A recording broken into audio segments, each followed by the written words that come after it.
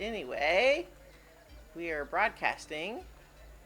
My window's bigger than usual, so I have to adjust it. But we're live, so hello everyone, and welcome to Adventure on So Many Levels. We're gonna play some Dungeons and Dragons. Woo! Dungeons. I'm Christiana Ellis, and I am the Dungeon Master. Our players tonight are doing something a little different. But we do have Paul Fisher as Zinhorn. Good evening. Welcome back. Thank you. But our other players tonight are playing characters that are a little different. We have Jenny Meltzer, Starla Hodgson, Mark Kilfoyle, and Chus Schubert, and we'll have them introduce their characters in just a moment. But we begin flashing back. Once again, as with the beginning of the last episode, we are in the middle of the town of Gorn, and the Pocket Protectors have just managed to induce Freckle, the pig who eats anything, to throw up, and in doing so, produced an enormous pile of various swallowed objects, which include, apparently, a full-sized castle tower. Seems like Freckle had eaten something unusual. But then, while Zinhorn was in the middle of assisting a child with a scraped knee, the other Pocket Protectors had gone to knock on the door of this tower, and in the moment that his attention was elsewhere, they all got sucked inside, and then the door closed behind them. But first, I think before we get further into that, which of you is the child who, when running too fast across this town square, tripped and scraped their knee, attracting Zinhorn's attention? It was not me, but whoever it was, I probably pushed them. I'm just saying. It totally could have been me. Okay. Absolutely. So, why don't you describe, name your character and describe how they appear as Zinhorn is tending to them. Sure. So I'm a young human boy named Torg, who I'm going to say, so I think we were all looking around, 11, 12 years old. And Torg likes to wear basically a panda pajamas, kigurumi. Mm-hmm. But it has kind of like the stuffed panda head, and then traditional. And he probably has a little hole torn in the knee now. He scraped his knee. So I think Zinhorn, you were with your friends about to check out this tower when you noticed this little kid in a panda pajamas. Trips, hurrying somewhere. So you just, as you are tending to him, you realize that he had been hurrying across the town square with 3 other children. And so, would the rest of you like to introduce and describe your characters as well?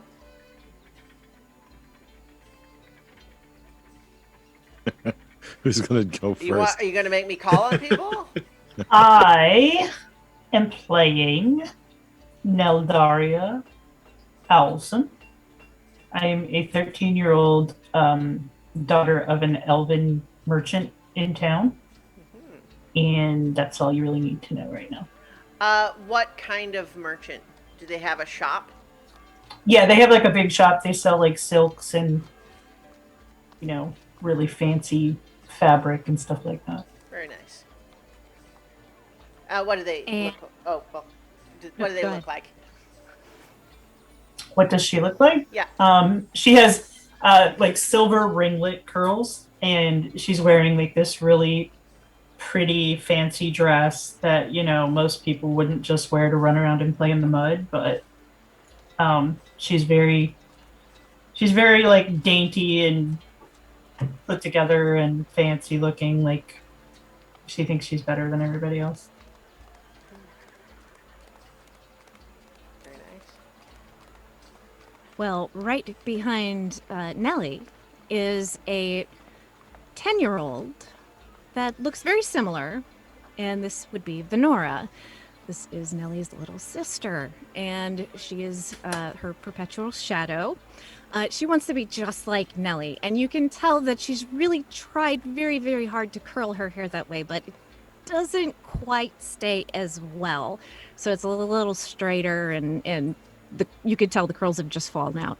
She's not as good at it, but someday she's going to be just as grown up and just as pretty as Nellie.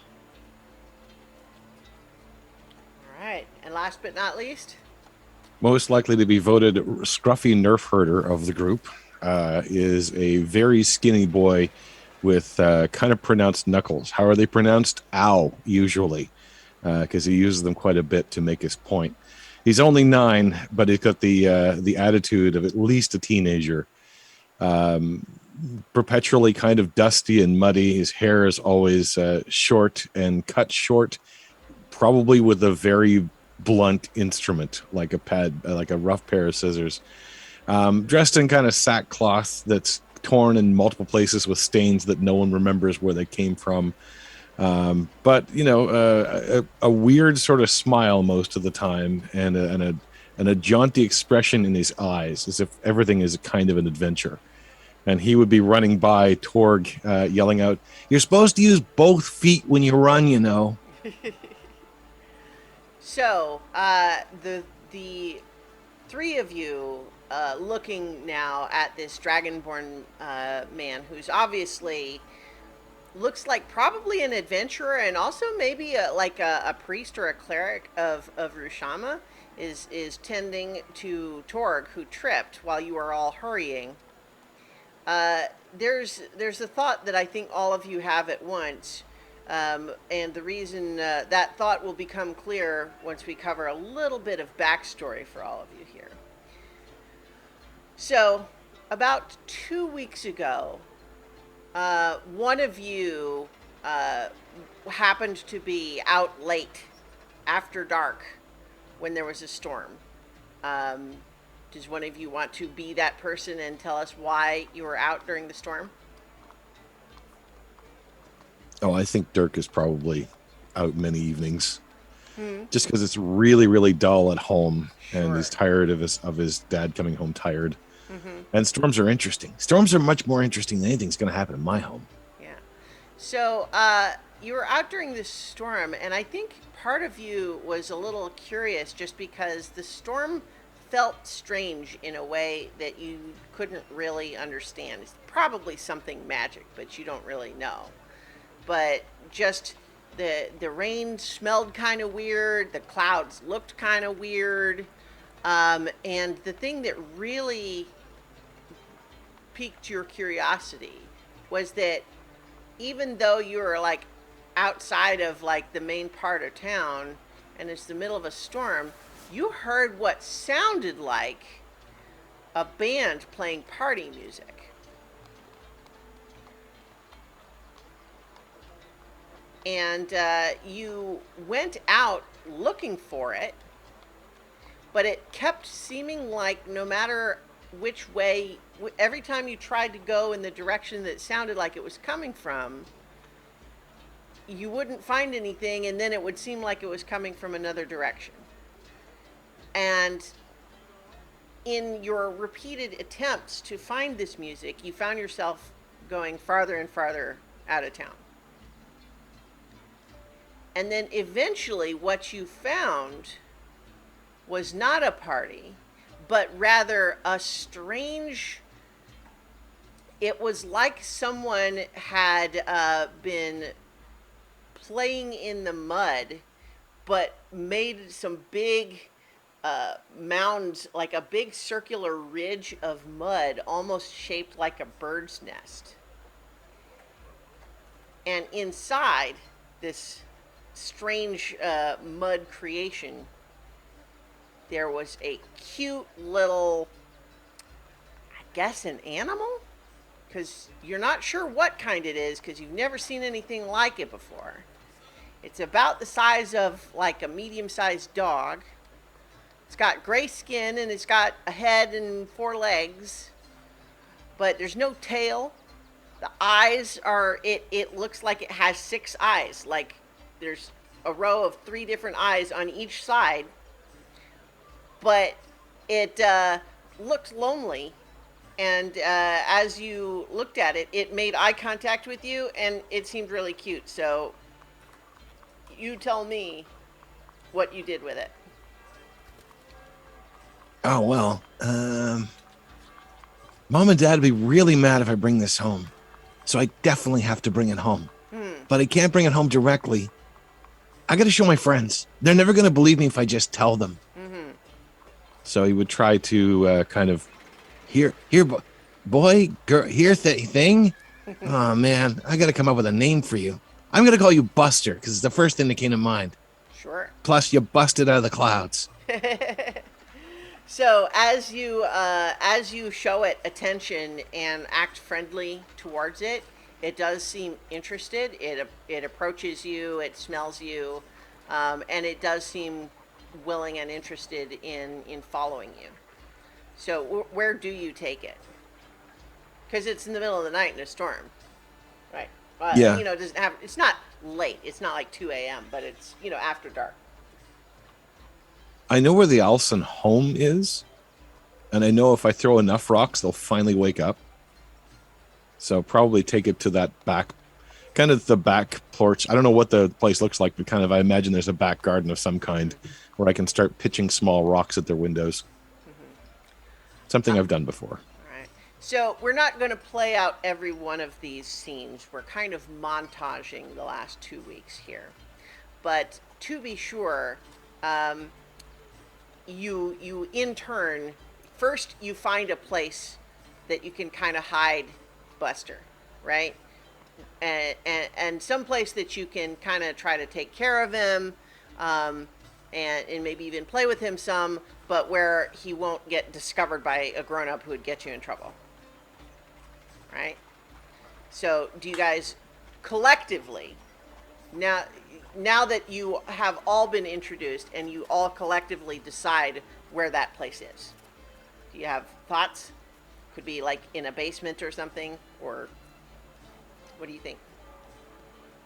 I mean, I imagine that our parents would have some kind of warehouse, like a storage warehouse. Maybe Sure. we could keep it there. Yeah. Is it like, so is it a completely separate warehouse, or is it like adjoining the shop or your house, or? I think it would be separate, Okay. like maybe a few blocks away. Like, Probably where the airships will sometimes come and land. There'll be like storage places out there, warehouses. So yeah, just for ease of onloading and offloading stuff. Probably Sure. there. Okay. So I'm just going to double check something because I'm seeing a Twitch error. I want to make sure the channel is still working. Looks like it is. Okay, good. So how are each of you, what is your initial thought and reaction to Buster here? Like, how do each of you feel about this new friend that Dirk has brought to all of your attention? I want one. I mean, this thing is amazing, and I want one. You want one of your own? I mean, you kind of have one with your group of Yeah. friends here. I want my own. Like, I don't want to have to share it.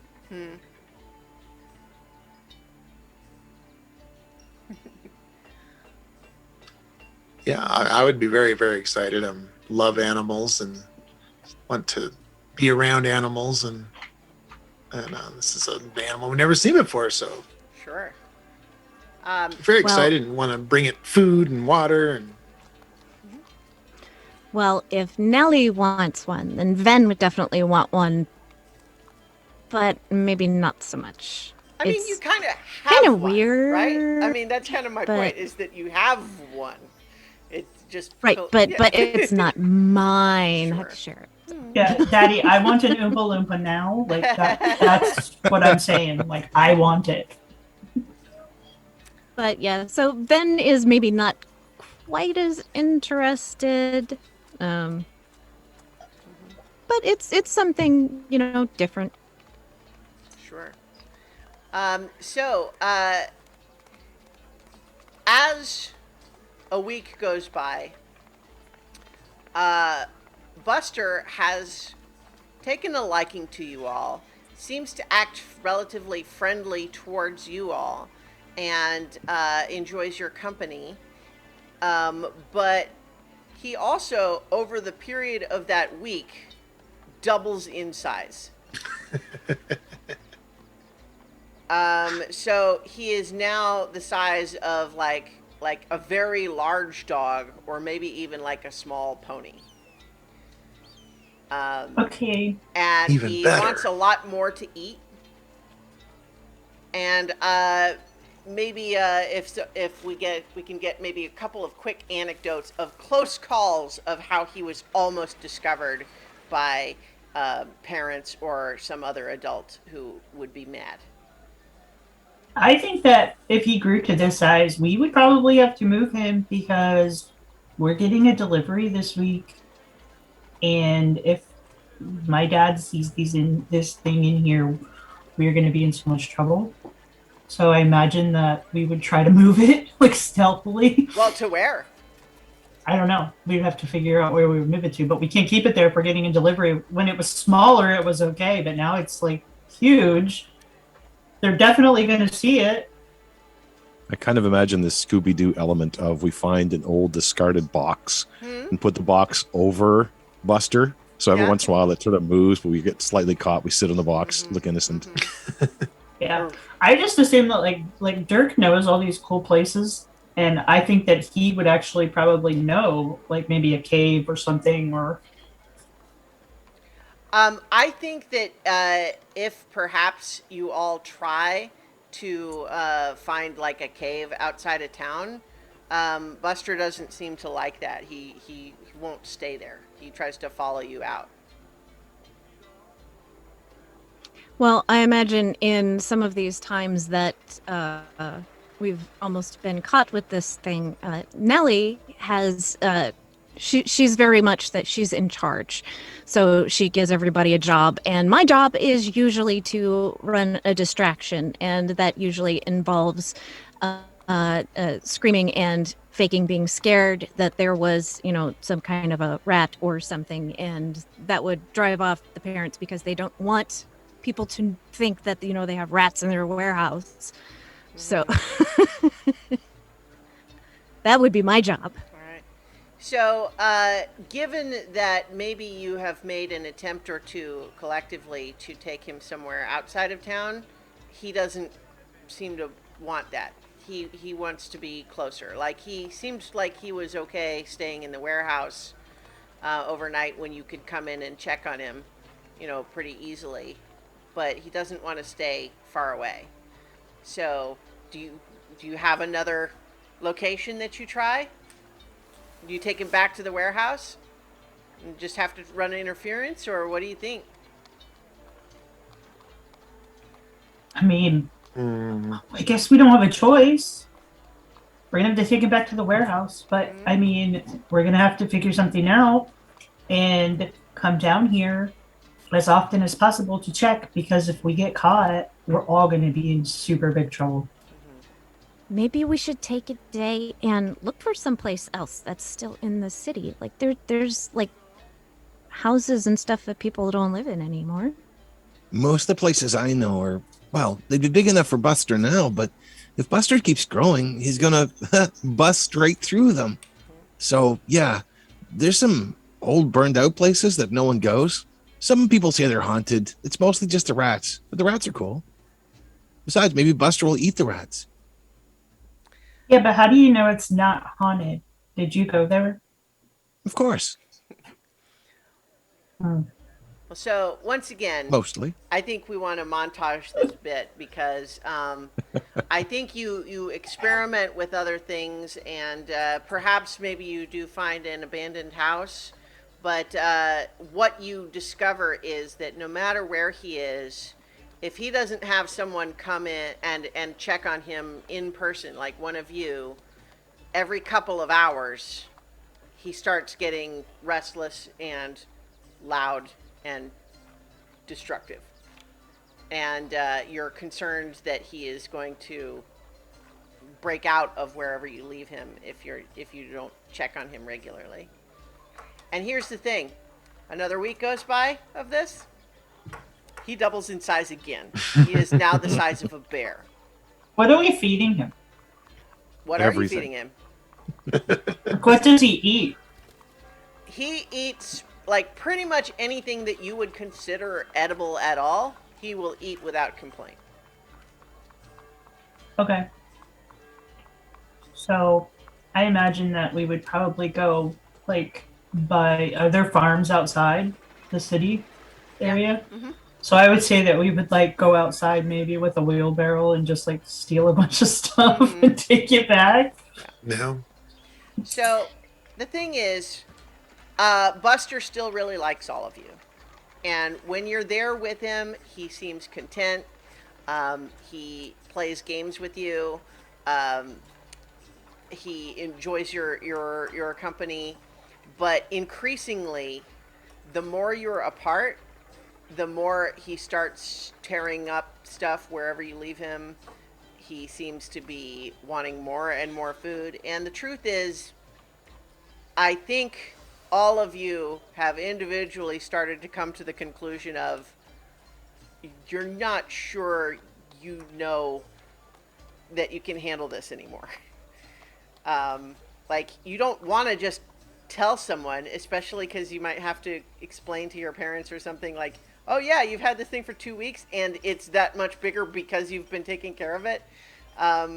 It seems like a problem. But then, one day, when you're saying, uh-oh, Buster's hungry again, we've got to get him some food, and we better get it now, because he seems like he is about ready to just break down the door of this building we've left him in. And so you're running to the town square to maybe get some food for him, and there's all sorts of crazy stuff happening there. But then Torg trips and skins his knee, and then there's this dragonborn there, and he's an adventurer. And he's like a cleric of Rushama. They help people, right? Mm-hmm. Maybe he would know what to do. I think we should tell them, you guys. Yeah, I think we should tell him. I don't know. He looks kind of sketchy. He's a stranger. Yeah, that's good. Maybe he's a sketchy kind of person who could, help us get more food. Sure. I do kind of trust sketchy people more than shiny people. So, Zinhorn,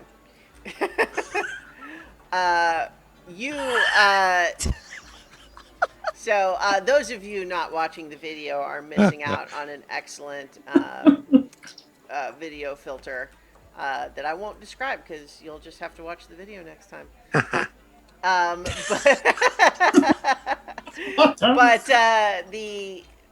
So Zinhorn, you have helped up this kid, ascertained that he's torn a little bit of a hole on the knee of his pajamas, but he seems otherwise not seriously injured.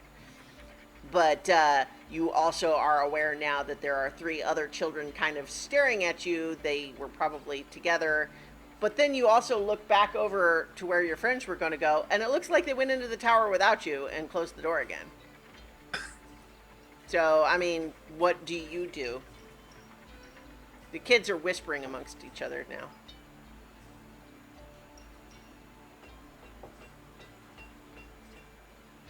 Hey, hey, mister. We don't hear you. Yeah, he's muted. Yeah, sorry. Oh, sorry. Yeah, I move closer to the kids and kneel down to like see if I can insert myself into their circle of whispers, Excuse kind of me. playing that they don't notice that this big guy is, trying to make himself more approachable, and doing the smile. Oh man. Excuse me, mister. Yeah. Are you really a cleric of Rashama? Because you kind of look really scary when you make that face. Or are you like a criminal pretending to be a cleric of Rashama? Oh, that'd be cool. No, unfortunately, I'm just a real cleric of Rushama. Oh. Well, I, clerics I- help people though, right? Yeah, clerics help people. Do you want to maybe help us with something? Sure. Okay, come with us. Okay. And we lead him into an alley and beat him up and steal all his money. Don't talk to strange children. Lesson learned. I mean, the only thing that we established in canon last week is that Zinhorn survives and is and introduces what happened as "You won't believe what happened to me." Nobody's gonna believe you got beat up by a bunch of 10-year-olds. No, So really. yeah, the other pocket protectors have gone inside the tower and they didn't ask for you or anything, but Yeah. do as you like. All right. I'm following the kids. So what's going on? What do you need help with? Well, I mean, Dirk started it, really. I didn't Dirk start it, but started I it. did find it. Do you have any experience with monsters, mister? Oh, I wait a minute. have- Look at you. That's not very nice, Dirk. It's not a monster. I'm a dragonborn. I'm a person just like you. I don't have those kind of teeth. But still, you must deal with monsters a lot. I have dealt with a few monsters in my time. Did you scare him away? Some of them looked a little like you. Really? Cool. Yes. I told you you were a monster, Dirk. Yeah, but I don't listen to you after a certain period of time. I used to work with orphans. And we have parents. That's okay. I just mean, like I have taken care of a lot of kids. I mean, Buster's kind of an orphan. Yeah, kind of. Yeah. And you should tell him like how you found him because I think it's important that he knows all the details. Yeah, all the Okay. details. Are one of you Buster? No. No, we're too small to be. Do I monster. look like it? Well, actually, I do look like a monster. You said that already. No, there was this big It's just not a storm. monster. I can be if I want to. I can grow up different. I can I be a said monster. Buster's not a monster. Oh, No, well, I don't most think people so. would feel that way. But I love him. He's unique. Like I think me. you could love monsters. I mean, monsters need love too. Maybe that's why they're monsters. Maybe. So, Buster is a monster? Or Well, I don't know what he is. Oh, I mean, he's not a dog. I figured that out real quick. But he's friendly. Yeah. And he grows really, really fast. And he eats everything all day long. And he wants us to be with him every minute of the day. But like I said, we have parents. And they want us to come home sometimes. And we can't stay with him. And we don't know what to do. I want Yeah. to stay with him. I know you want to, but we can't. I mean, we do have to go home sometimes. Sometimes. Yeah. And we have to go eat and, bathe and change our clothes. And, well, some of us do, but It's a waste of time. You So could be doing I cool think things. as those two are like kind of chattering between themselves, I would probably grab the sleeve of his, robes or whatever it is he's wearing and kind of tug him in the direction of like the place that we are currently housing Buster. Okay. Did we Well- decide definitively if this is like a burned out building or just an abandoned house or what? I feel like it's a house everybody says is haunted. Okay. Yeah. The family Well- just disappeared. I think one of the things that you may have discovered since housing him there is that the rumors of it being haunted are more frequent and than ever, because people are definitely saying that they hear the house creaking and things smashing from inside, and occasional unearthly howls in the Good dead of job, night. Buster. Good job. So yeah, there was a storm and Buster fell out of the sky. I think. Or maybe he was like pulled out of the earth like a vegetable. What if he was in an airship? I didn't see an airship. I mean, it could have been. When was the storm? 2 weeks ago? Yeah, something like that. Yeah, 2 weeks ago. Okay. So this wasn't the storm that wrecked our airship. No. And You were in an airship? Yes, I was in an airship. Did any monsters fall out of it? Definitely adventurer. Well, Rich too. we were in a storm, and we think that some monsters attacked while we were in the storm and disabled our ship, and we had to walk. And there was a spirit, a rather grumpy, mean spirit, who had possessed someone and turned them into a monster. But I saved them. Wow. You are Wow. amazing. Okay, maybe you can help then. So Yeah. as you're getting closer to this building that they seem to be leading you to, Zinhorn, how about everybody contribute one detail to how this house looks from the outside? Half the windows are broken. There is a very tall fence all the way around it. It's not like a brick wall, but it's like high wooden boards.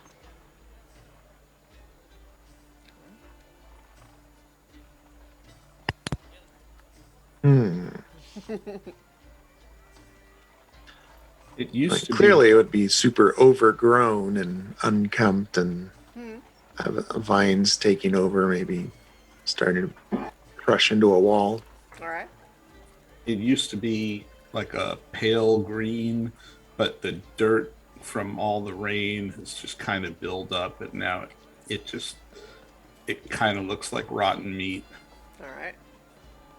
That's awesome. Um, Meat house.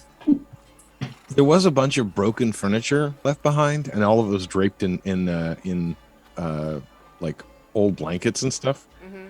So every once in a while, Dirk will take the blankets and just make sure that people will see the ghosts through the windows carefully.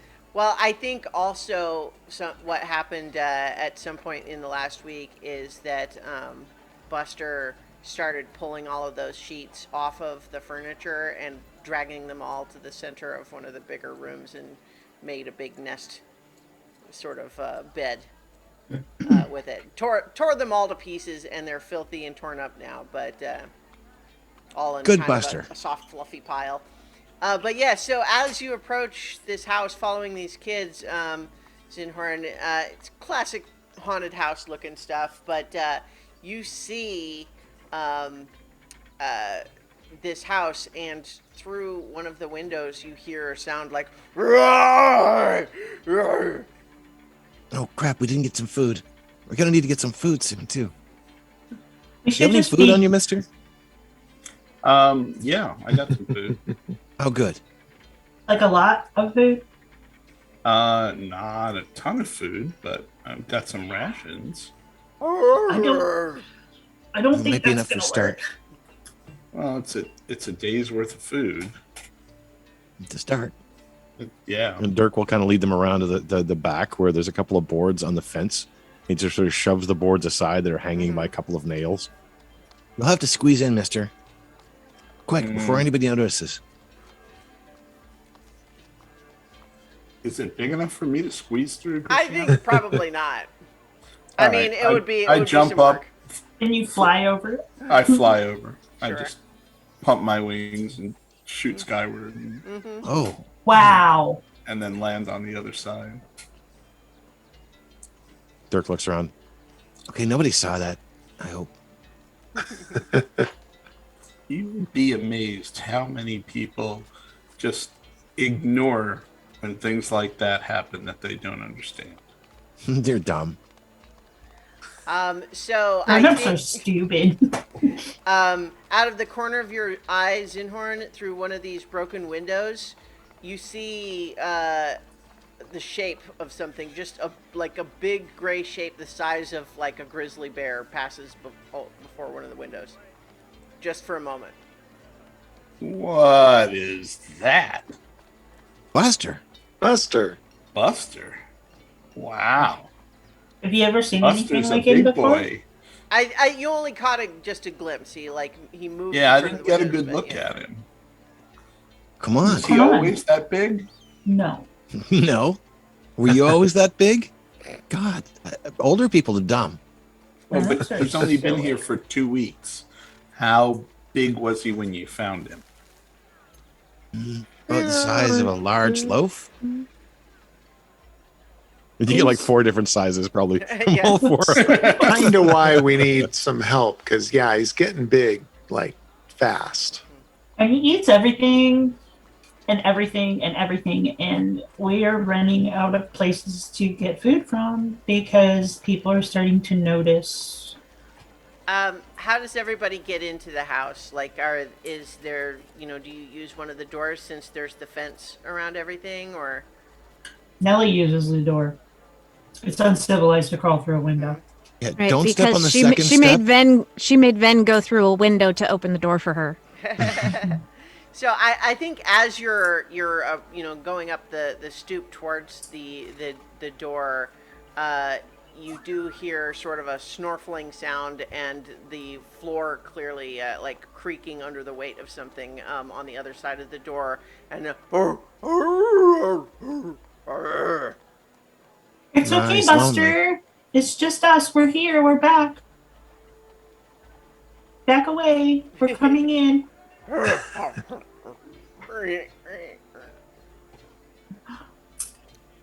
And so, do you open the door and reveal?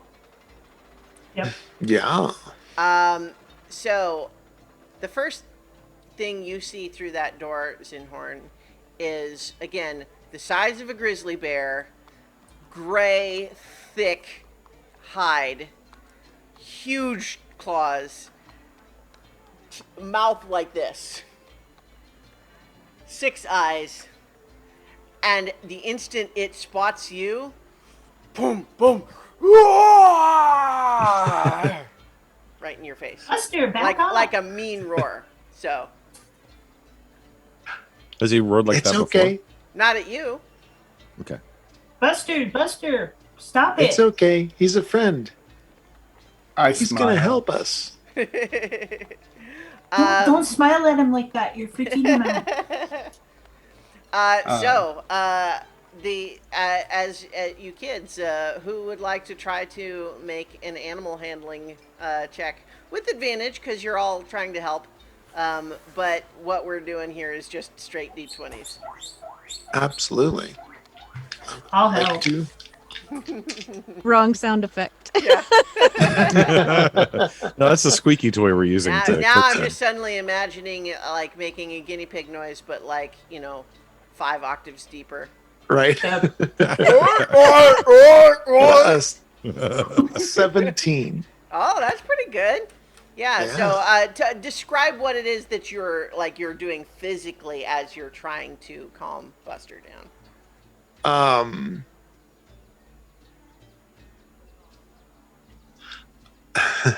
So probably trying to pet him, but as he Yeah. gets bigger, really can't do much more than grab a leg. Well, Like a front leg. he has been, since you've known him, very very cuddly and interested in that Mhm. sort of like petting and scritches and all of that good stuff. Right. So he definitely responds to touch for sure.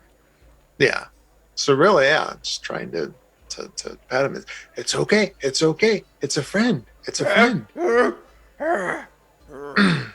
And then kind of a little bit of a disapproving scowl at you, Zinhorn, but he does kind of take a few steps back and then sit on his haunches, watching you carefully. I am going to crouch down and try and be inoffensive and take a day's worth of rations out of my pack. And Perfect. Yeah. Give him that. Sniffing at it.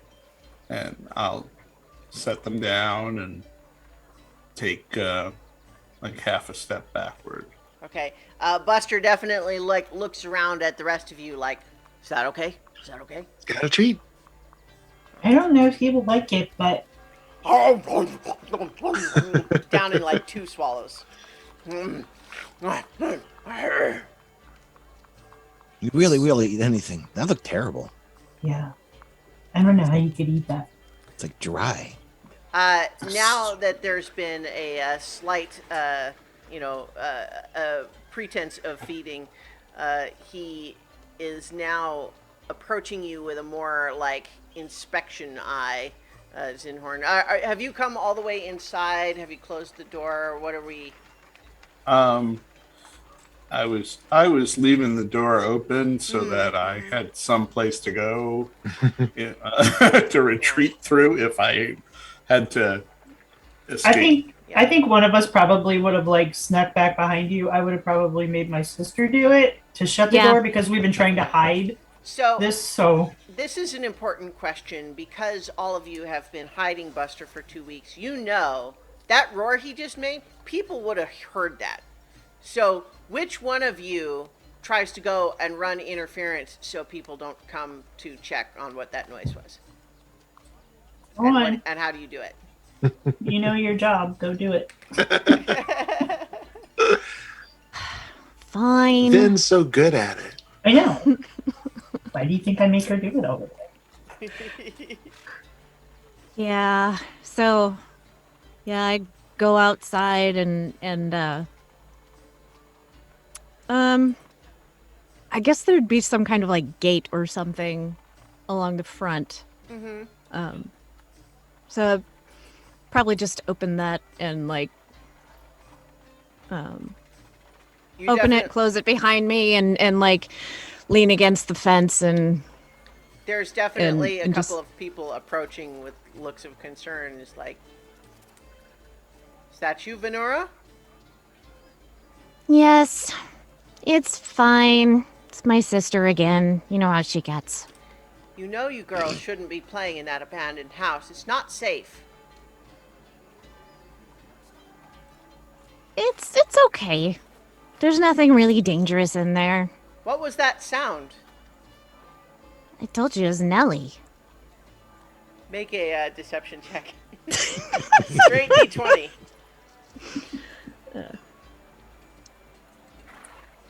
It was a 10. Okay. Your sister made that enormous roar? It sounded like a monster. Have you met Nellie? Two of the grown-ups who had come to check kind of look at each other. They don't seem entirely convinced, but they also don't care very much. So they're just like, well, you kids shouldn't be playing in that old house. So you should go tell your sister that you should all run along and leave that house alone, or else we'll have to speak to your parents about it. Okay. Yes, ma'am. Yes, sir. Whoever. Yeah. Yes, Say the appropriate greeting and exactly. and then go back into the kind of fine. Close the gate behind me and then go skipping up the porch. Okay. So yeah, so in the meantime, Zinhorn, yes, Buster has proceeded to snuffle you up and down, head to toe, in a very sort of curious way. Curious, but with a little bit of a hint of like, I'm making sure that you're okay.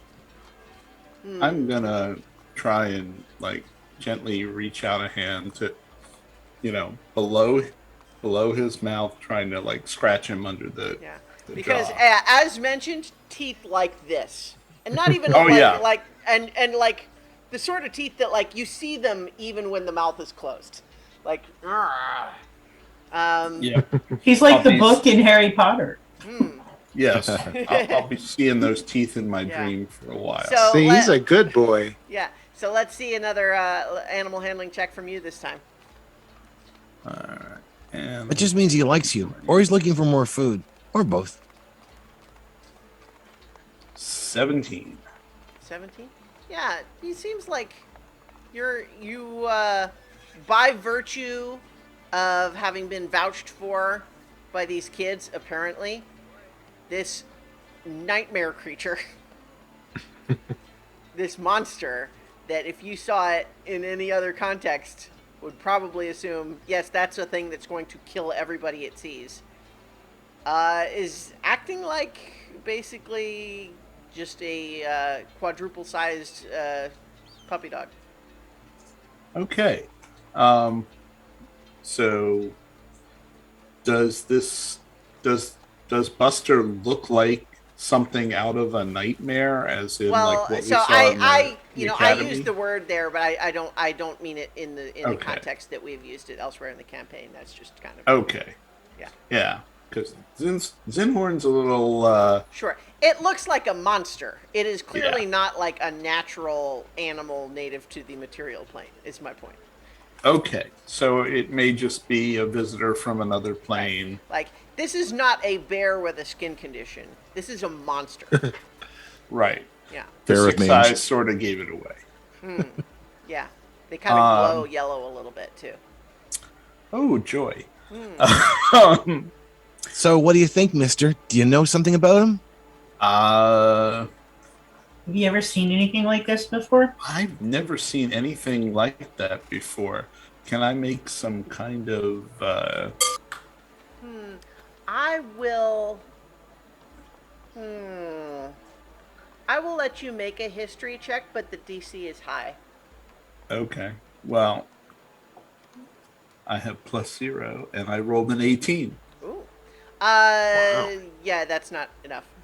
That's not enough. No. I mean, what I think you recall is that you the only things that you can think of that would seem to overlap at all seem entirely incompatible with what the behavior that you're seeing here. Okay. And on top of that, if the children can be believed, that he grew from the size of a small dog to this in 2 weeks. Also, falling from the sky is weird, or whatever happened. It's, the details you have are fuzzy enough that you don't feel like you have any kind of a concrete understanding. Okay, so I have no idea where he might have come from.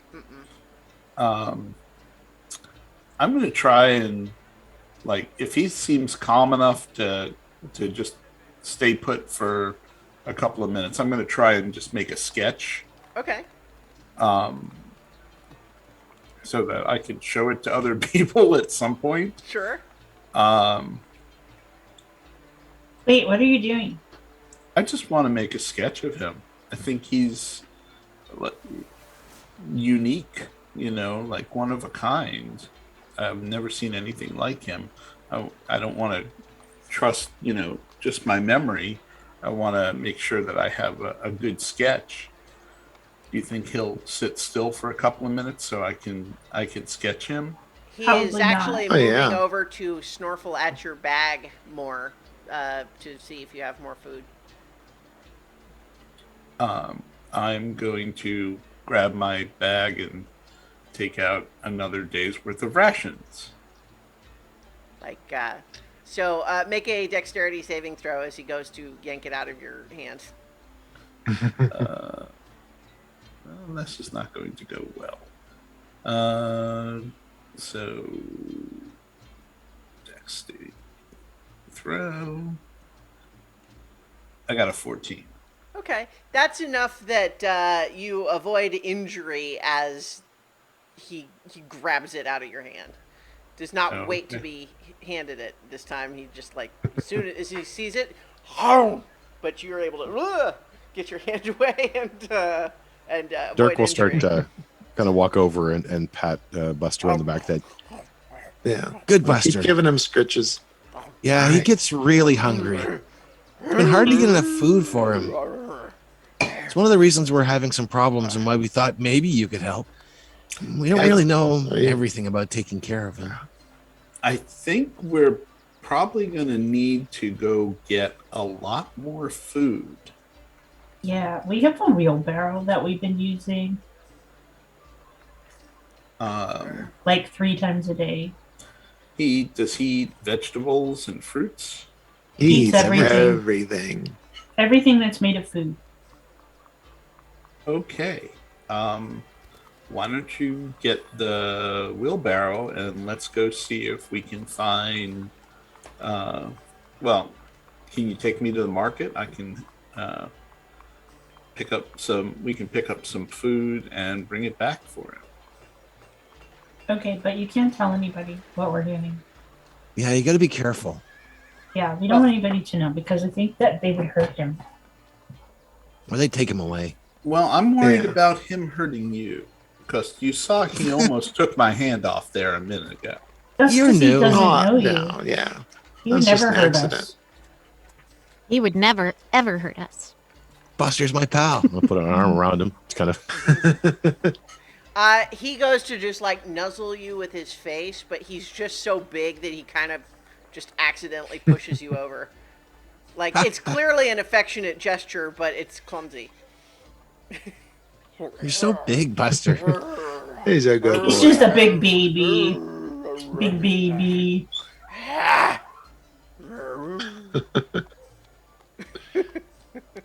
You know, sometimes I think I can actually see him growing. It's kind of neat. Yeah. When I get older, I'm gonna be a druid, and I'm gonna be a wild shape, and I want to be him. Oh, that'll be cool. It's gonna be cool. It's a good Yeah. choice. You'll be able to Yeah. rip a lot of people apart. Like bad guys. Gonna and be. stuff.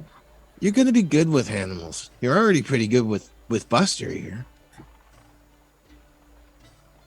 First, be able to do panda, of course, because that's my Yeah, favorite. we know. Like amethyst. Oh God, don't The start hero the is a stories. legend. No more, please. So the people outside said we should not be playing in here, and they might tell our parents if we stay. So we should probably go. Did you watch them leave like I asked you to? Yes. Insight check. They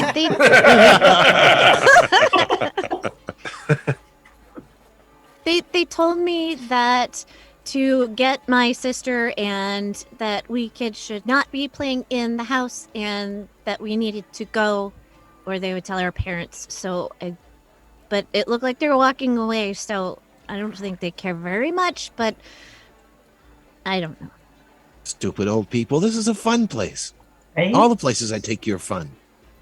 Yeah, they think it's like Yeah. dangerous and scary. I mean, yeah, that's the fun part. Grown-ups are so dumb. I think everything's dangerous. So dumb. No offense, mister. None taken. I was a grown up once too. Buster seems to see something like across the room and like suddenly just like darts after it. You don't even know what it was. Like he just suddenly lurches across the room, leaps up onto like this old, half-ruined dining table, which collapses under his weight, and he kind of scrambles away from it and starts digging in the corner of one of the rooms. Must be another rat. What'd you find, He's good at Buster? that. What'd you find? Go over and see what he's looking at. Who could say? Like he, yeah, it's just like, yeah, well, he saw something. Oh. Sometimes he plays with ghosts or something. I don't know. Get him, Buster. Get him. Yeah, you show those Oh, ghosts. boy. If he keeps doing that, this house isn't going to be standing much longer. Nobody lives here. It's okay. It's his house. Yeah, it's our house now. Yeah, but you It's know, Buster's house. I would be upset if you guys were in the house when it fell down. I think it'll be okay. I mean, we might have to move him again anyway because pretty soon he'll probably be too big for this house. Yeah, he's getting to the point where he Maybe. might not fit through the door much longer. Yeah, I think there's your eye catches the big post at the base of the banister of the stairs, Zinhorn, and it's clear that it's been chewed on, and it's just clearly like just got great big gouges torn out of it, and Sharpening his claws. you can see the corners of several of the walls. You know, the ones that are like out, like exterior corners have been like rubbed against. We How gotta does find it a bigger. smell in here? I think that, like, he doesn't have that much of a smell. And also, like, I think you kids probably just thought of this as a perk. He doesn't seem to poop. Or if he does it, you never see it. He has kind of a little bit of a musty smell, but for such a big animal, like other big animals you guys are familiar with like horses, for example, smell way worse than he does. I would say that I probably spray him with some perfume every now and again. Sure. Not a lot, just so that he smells nice. I think that he sits very impatiently but lets you do it, and then as soon as you move away, he goes and he's like rolling around on the ground. I have a feeling that Dirk is mimicking when that happens, kind of making fun of Nellie. And then I spray Dirk with perfume. Ah, this is stuff's gonna stink for days. Yep. Do you know how much dung I have to roll in to get rid of this stuff? Maybe if you take a shower, it'll wash off. It rains I'm just saying. at least once a month. Yeah. So, Zinhorn, I think certainly, you know, as the adult in the room, it seems very clear that, like, this is not a sustainable operation that they've set up here. Yeah. I catch that. Wonder where we can take him next. Hey, maybe we can find a boat or like an airship. And we could go with Buster wherever we wanted to. Wow. He'd Would you like probably that, Buster? eat the airship.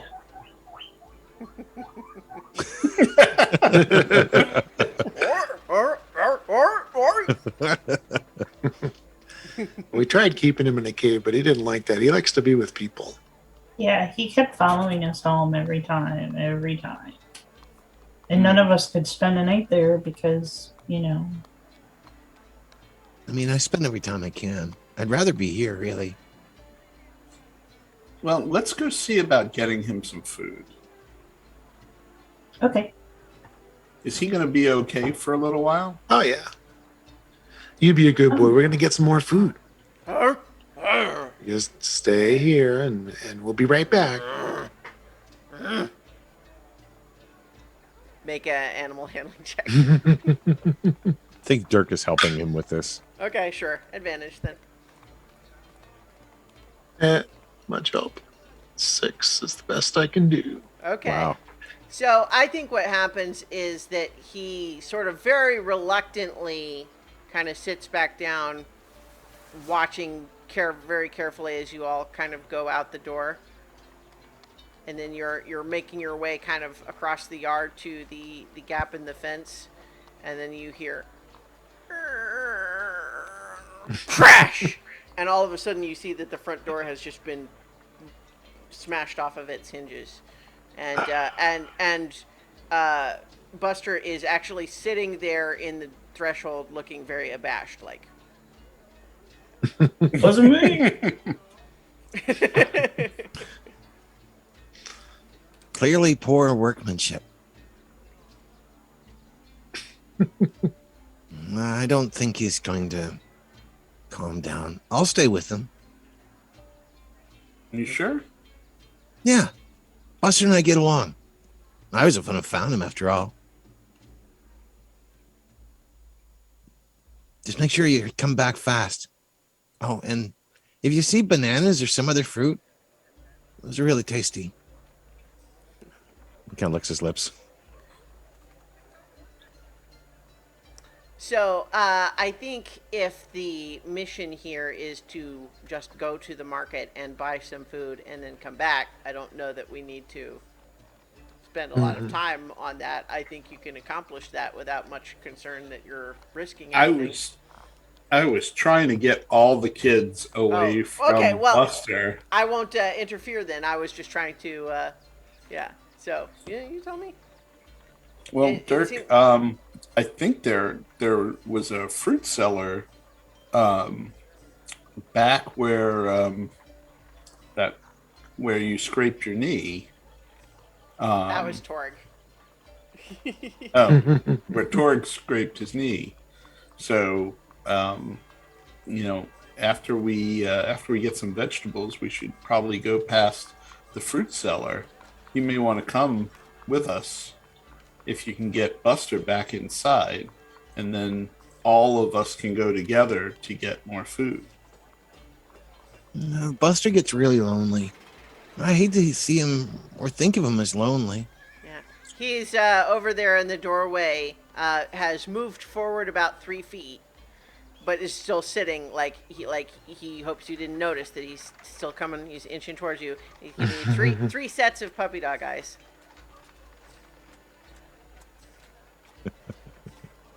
He okay? Why don't you see if you can get him back inside the house, and I'll see if I can get the door to stand up. And then we can all go together to go get him some food, because I bet you know exactly what he really likes. And we should try and get some of that. Well, I am kind of the Buster expert. Yeah. So see if you can get him back inside, and then when you do that, I'll put the door back up, and then we can all go together. All right.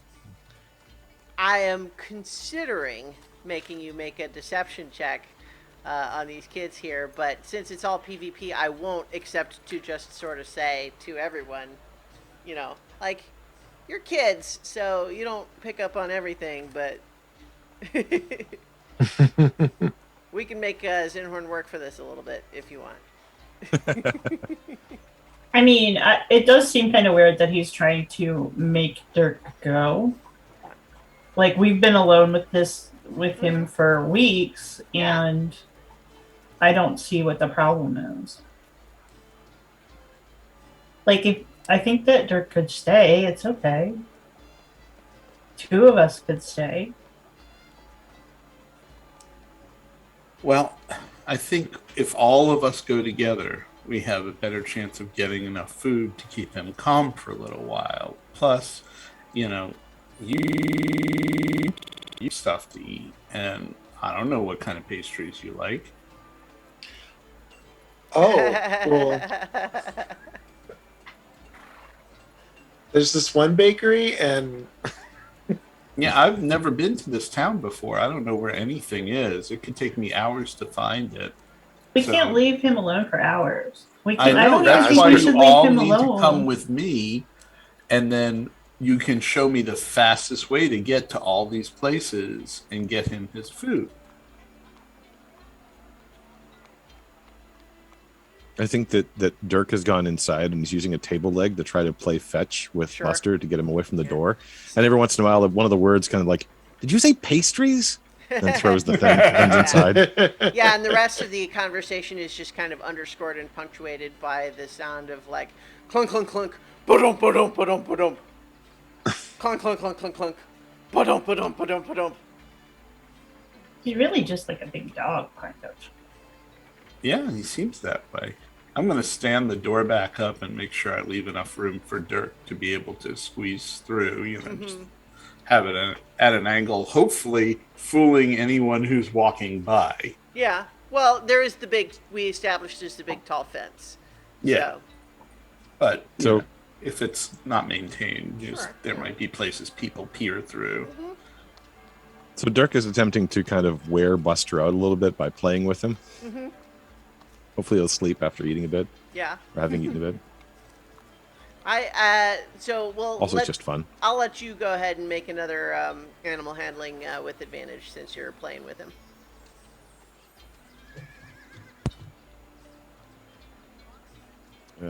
I forget how to do this.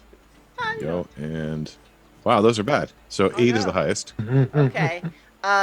You have Too much fun. He's having too much fun You've enjoying wound it. him up now. He's excited now. This is great. He was really feeling lonely before, but now he's had a little bit of food, and now you're playing with him. This is the best. So I think at this point, Dirk is going to try to ride him. All right. Very nice. Okay.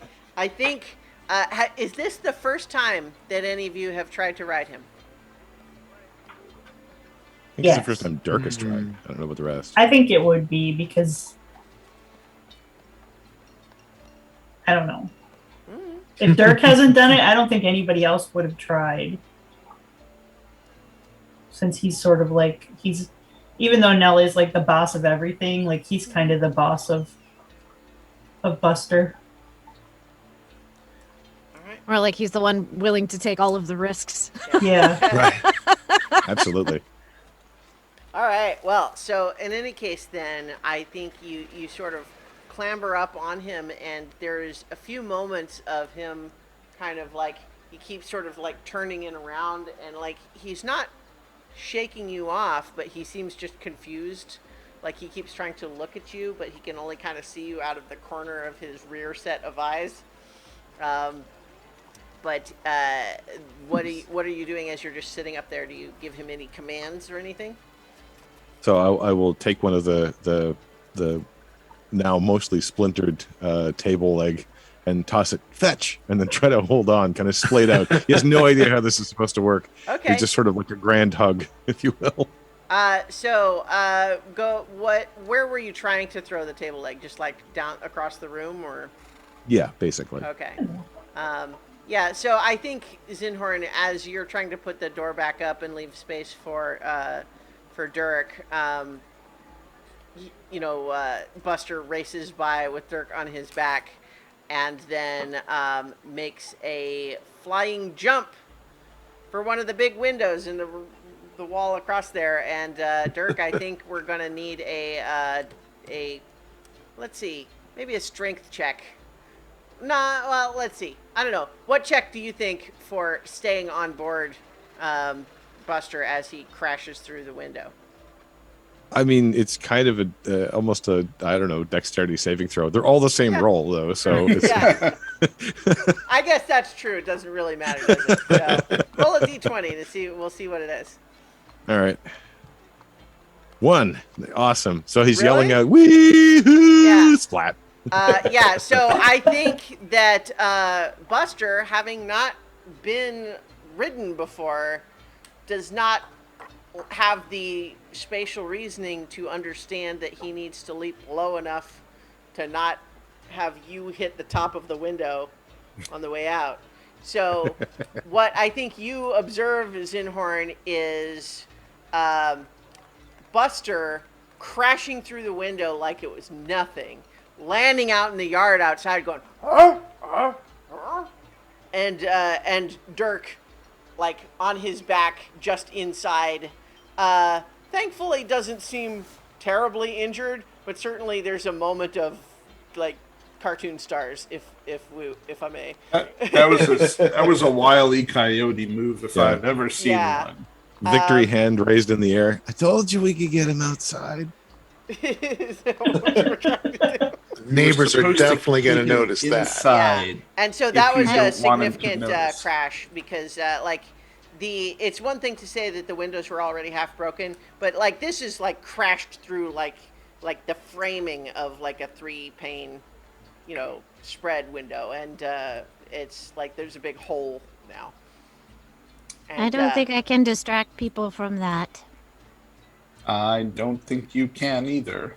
I'm going to go check on Dirk and make sure that he didn't wind up getting cut to ribbons by all the glass. Yeah. The kids have injury and death plot armor in this episode. I imagine Dirk uh, is trying to yeah. play it off like I've seen worse, and it's like Yeah, massive I- thing I- forming yeah, his forehead. I think he's got a big goose egg on his forehead and maybe some minor scrapes, but that's it. And as he That says, was I've had worse. You know, awesome. all the kids are like, yeah, he has. Uh-huh. That was so cool. I know, right? I need to figure out how to hold on. Maybe we could get a saddle. Yeah, a saddle would be good. It's a good idea. So Buster hasn't had a lot of opportunity to be outside during the day, and so he is definitely snuffling around all over the yard at the moment.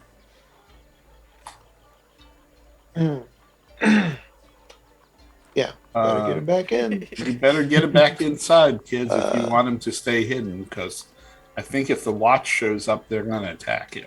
Do you have any more? Does kind of look like a monster. Do you have any more of those things, those gross things that you said you eat? You mean rations? Yeah. Yeah. I might bring him. Buster, Here. come here. Yeah. I will take the food rations and I'm gonna like walk up onto the porch and back through the door and just be like, Buster, come on, you want to eat this? I'll move the door. He definitely comes back around, snuffling at it, and he kind of, he's making like he definitely wants it, but he's not willing to be quite as rough taking it from you, especially if you're trying to lead him in. Yeah, I'm gonna lead him like into the main room and then out of that room where he just busted through the window Uh-huh. and into like another room. So Okay. that and try to get him like calmed down and settled down. Maybe talk him into taking a nap or something in his little nest. Sure. So you can make another animal handling check there. I'll let you make it an advantage because you've got food. That's a 16 and an 8, so 16. See, you're the oldest. You know best how to do it. So I think as you sort of present it in the nest, do you like try to make him lay down in the nest or something? Yeah. I'll Um, like pat it and be like, come on, just come over and lay down. He's definitely not like trained with like down or anything, but I think after a little bit, like if you get just really low and you're like holding it really low, he's kind of like getting down, chin on the floor, and sort of creeping towards you a little bit to take it. And so by the time you give him the food, he is kind of like, he's half sprawled on this nest of protective tarps that he's torn up. He's kind of doing the full sploot with his hind legs like stuck out back, but then he does start wolfing down this ration and seems to be a little bit more settled. Hey, Nellie, buddy. Nellie, you should sing him the lullaby that our parents sing us. You probably like that. You have such a pretty voice. Yeah. Okay. And so she will sing and it's probably super terrible. She may be super Okay. pretty, but she's a terrible That's all right. singing voice.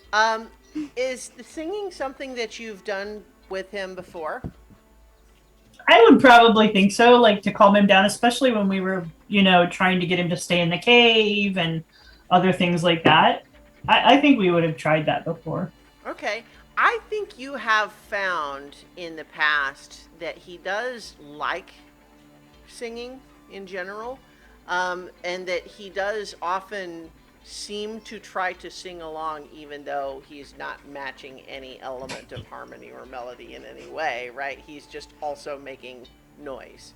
Him and Nellie are like a good duet of Yeah. terrible singing. And so and then so he's just going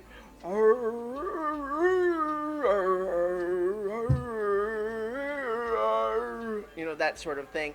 But Zinhorn, this is where I keep thinking of analogies that don't make sense for Dragonborn, like the scales on the back of your neck stand up. Because even rendered as roughly as it is by this creature, a part of your hindbrain immediately recognizes the melody that it's attempting to croon, and it's a song you haven't heard since the music, the party, where you spent 85 years. It is that song.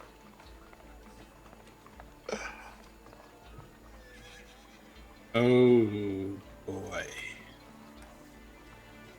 All right. Dirk, you need to tell me how you found him. You need to tell me everything.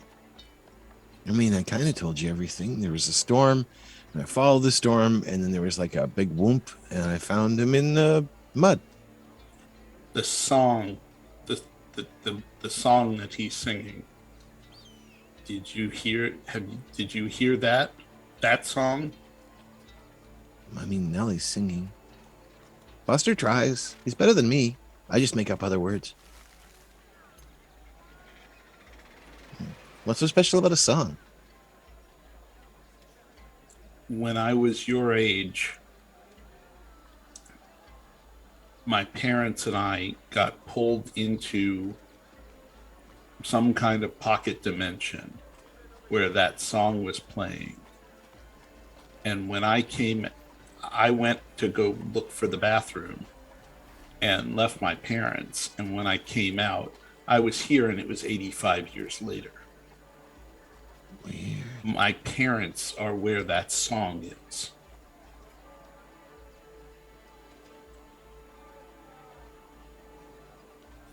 Did you hear that song? I don't remember a song. You sure? Buster's not good at singing. He tries. No, I know the tune. Did you hear a tune? Is it different than the one that Nellie is singing? Yeah, like Buster is not singing along with your song. Okay, he's just singing. Okay. Like you Right. singing makes him sing, but he is doing an entirely different thing. It's like when you sing at certain dogs, they'll kind of howl, and they're not really Right. howling like to the tune of your song. It's more just like, oh, I know how to do that too, with no Right. real like understanding of the music, but like hearing this kind of discussion about it, it does kind of recur to you that like when he does that, he does seem to do it in a typical pattern. But you always just thought like that's just how he does it. And as I recall, there was no song when Dirk found Buster. Oh, do you not recall my telling you the story of you followed music into the storm and that's how you found him? No, I didn't remember that part. Okay, Sorry. well then. That's why the I asked. part that I was trying to get you to Yeah. say without actually Right. saying I was trying to Yes. get you to say it. Oh, Yeah, wait, so- yeah. It was Oh, so yeah, exciting that finding music. Buster. I forgot all about that. I just figured that was somebody having a party, but I guess there was music. I'm not really good at music, but I guess there was. I mean, I can show you where I found him. It's been a I'm- while, but I'm definitely going to want to see that, but right now we need you to know the get song, him mister? food. I'm going to like whistle the song. I don't know if I have a musical instrument or Okay. Well, why don't you sing it to Buster? Maybe he'll sing along. Yeah, he likes it when you sing. See, if he's really calm now. I'm going to sing the song. Okay. Go ahead and make a performance check. Yay, +1. 18. Wow. as soon as you get a couple of notes out, like Nellie, you're the one that's kind of over there right by him, but as soon as you hear Zinhorn starting to sing a few notes of the similar melody, Buster just immediately head up, looks right at him, like full attention, like, what is that? And then stands up and kind of pads softly and over and is cocking his head as you're singing Zinhorn. Okay. I have a flute. I'm going to try playing this on my flute. I would think that since I know it so well that I've played it before. Yeah, I think that it's definitely a melody that's kind of burned into your brain a little bit. You know, Yeah. you have obsessed over it a little bit to, you know, greater or lesser extent over the years since. But yeah, as you're playing it, Buster is definitely paying. You have his undivided attention, and in fact, as you're playing it, he starts doing his version again. But this time, because it's the same song, like he is definitely doing it like in time with your playing. Oh, he's much better when he knows the song. Yeah. Yeah. He's been to the party. He's definitely been there. Do you keep playing? Like how much of the song would you play? I think you certainly know kind of a verse's worth of melody that kind of repeats in terms of like how the song goes. Like a verse and a chorus maybe. Yeah, I mean, I'll play 3 iterations of the verse and chorus together, Okay. and then stop and see if he gives me more of the song that I don't remember. I think what happens is basically during that first pass, he's just listening very carefully and kind of cocking his head. In the second one, he kind of starts joining in, but it's still a little off. But then as you get to that third one, he is definitely singing it along with you. And when you finish it, there's a flash in his eyes.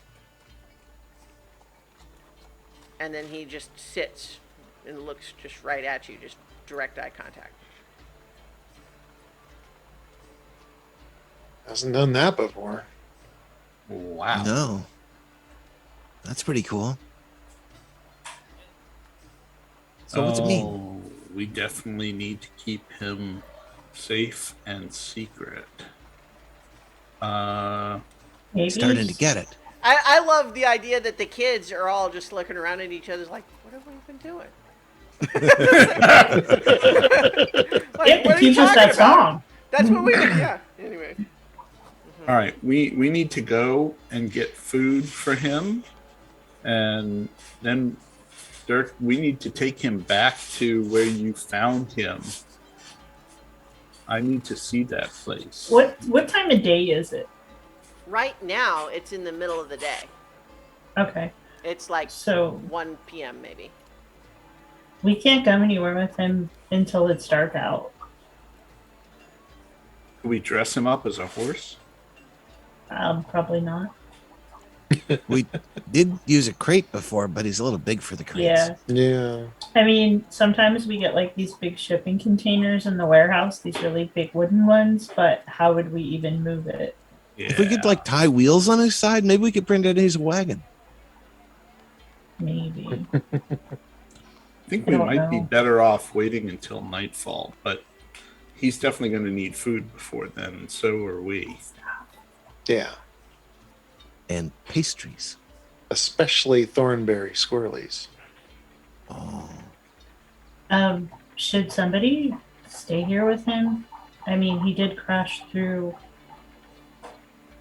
the window and make a lot of noise. Well, I do don't- think Nobody think came you yet. all would be safer if you stayed with me, and I think we'd be faster if everyone helped with the food. But He'll probably take a nap.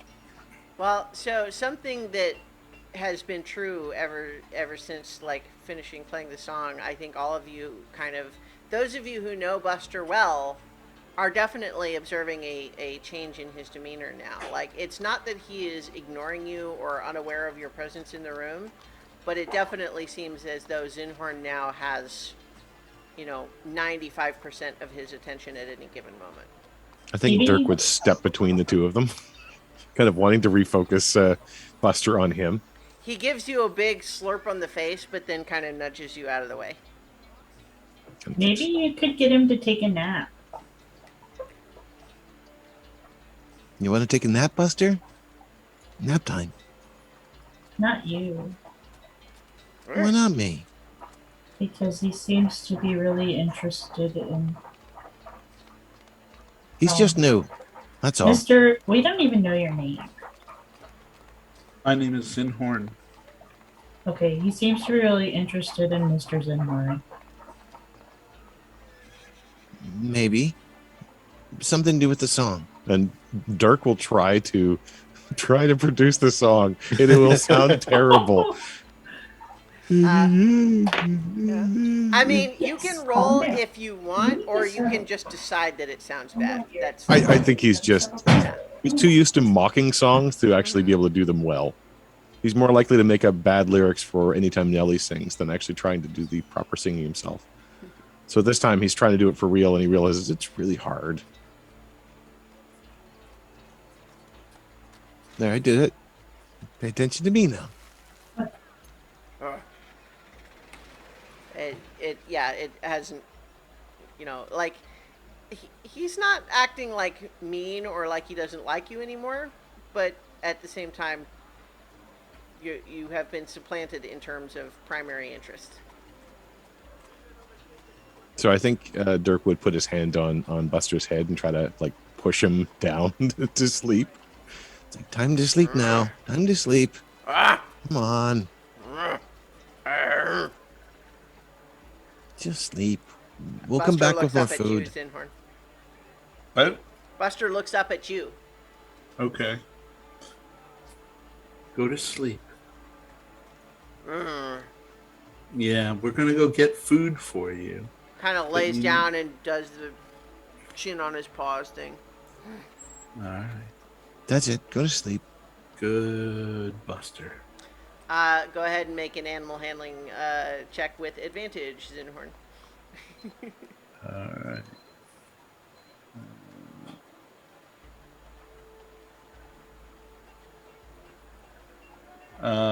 17. Yeah. You don't think he goes to sleep, but he definitely settles in to his laying down on the nest thing, and he's still watching, but he does seem like he's prepared to stay. Okay. All right, kids. Let's see if we can exit without stirring him up and go get the food. Right. Sleep well. Are we able to? Yeah. So if you kind of all quietly and smoothly move towards the exit, there's definitely like his eyes are kind of following you until you're out of sight, but he doesn't follow. That was All right. really weird. Are you sure you never saw anything like him before? No, never. Are you a druid? No, I'm a cleric. Is that like a druid? No, it's like a cleric. What do they do? They We talk to take care animals. of kids and we help people. Druids We don't talk to talk- animals. We I don't think talk to I think animals. you kids would know what a cleric is. I think we're just giving him a hard time. Well, that's fine. And I think this continues all like just Yep. everybody has got like one little annoying question right after the next, as And we like go every time back he to the answers market. it, we're like, why?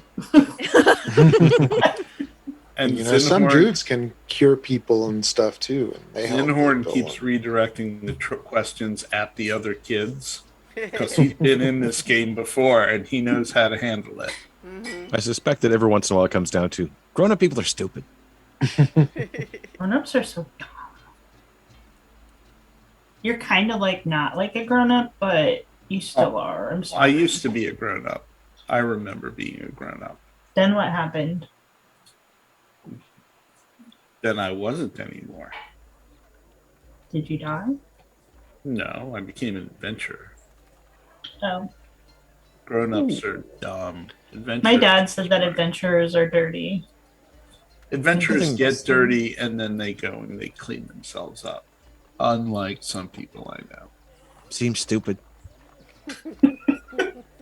You would probably be a good adventurer, Dirk. When you get I'm gonna. older, this thing in the middle of your face starts working really, really well. And then the first time you smell yourself and you go, oh God, what is that? That's when you know it's time to get clean. My dad shovels dung for a living. I never can smell anything. Yeah. That's why I spray you with perfume all the time. Yeah, it stinks. All right. So, where are you headed here? What's the plan? We need food, large amounts of food, like Uh-huh. cabbages or something. We have the wheelbarrow. Yeah. All right. So, I imagine I make my sister sit in it and I push her. Oh, see, I was thinking the other way, but I'm rotten, but sometimes it's fun. All right. So you're just going back to the market to kind of like complete the errand that you were originally on before you got Yeah. sidetracked. Yeah, because we're gonna need to keep Buster happy at least until sundown. Yeah. Maybe we could give So him. here's the question: how, like, if you've typically been doing wheelbarrows worth of food for him, like, how have you been paying for that? We've been stealing it We've from been the farms. stealing it from the farms. Oh, right. Yeah. dumpsters and dumpsters. and Like- dumpsters, yeah. Like Alright. People throw stuff out the that they greatest can't things. sell anymore. Yep. So, like so day what's, old bread. so what's the plan this time? Like, you're all going for food, but you leave the house and then. Zinhorn pays for it. He's Yeah. rich. He's He an offered. adventurer. He said he was going to Mhm. buy Yeah. fruits and vegetables and pastries. That is exactly what I offered to do. It's true. He's So an he just, adventurer. like- Clearly, he's rich. Yeah, obviously. Rich and dirty. So I think that there are several of the market people who are, give you a little bit of an appraising look as you are filling up a wheelbarrow full of various food. This person they don't know, but walking around with 4 town kids, but clearly buying them a lot of stuff, and also dressed as a cleric. So I think, there's a lot of like, yeah, I think that's probably okay. Because it's like Seems legit. I think what they assess after putting all of the pieces together is that the local kids are scamming the out of towner, and that's probably fine. I mean, that's totally what Dirk is doing right now. All the favorite foods that Buster has are all the Yeah. foods that Dirk likes. Right? Yeah, he really likes candy, Yeah. chocolate, all those things. He loves it. He really likes it when he Thornberry smells it on pastries? our breath. That's Yeah. right. He likes to know that. He likes to know that we had good food. Yes, anyway. Zinhorn is well aware of the scam that's being played on Sure. him, and he does not care because, He has This his is- own agenda. yeah, he wants to find out as much about Buster before things go sideways as they clearly are going to go. No, Um, never. We can't die. We're children. I think every once in a while behind Zinhorn's back, it's like all of us are making hand signals like, This guy believes everything we're saying. He's so gullible. Look, and he only eats red apples because the green ones make him fart. I will just go ahead and say, like, you kids know, he doesn't, as far as you can tell, poop, but he definitely farts. Yeah. I think he's been eating his own poop. That's my assessment. Because he's so hungry, he just keeps recycling it. So you just you load up with food. We load up with food. Do you want to go ahead and spend about 3 gold on all of this stuff, Zinhorn? That sounds reasonable to me. All right.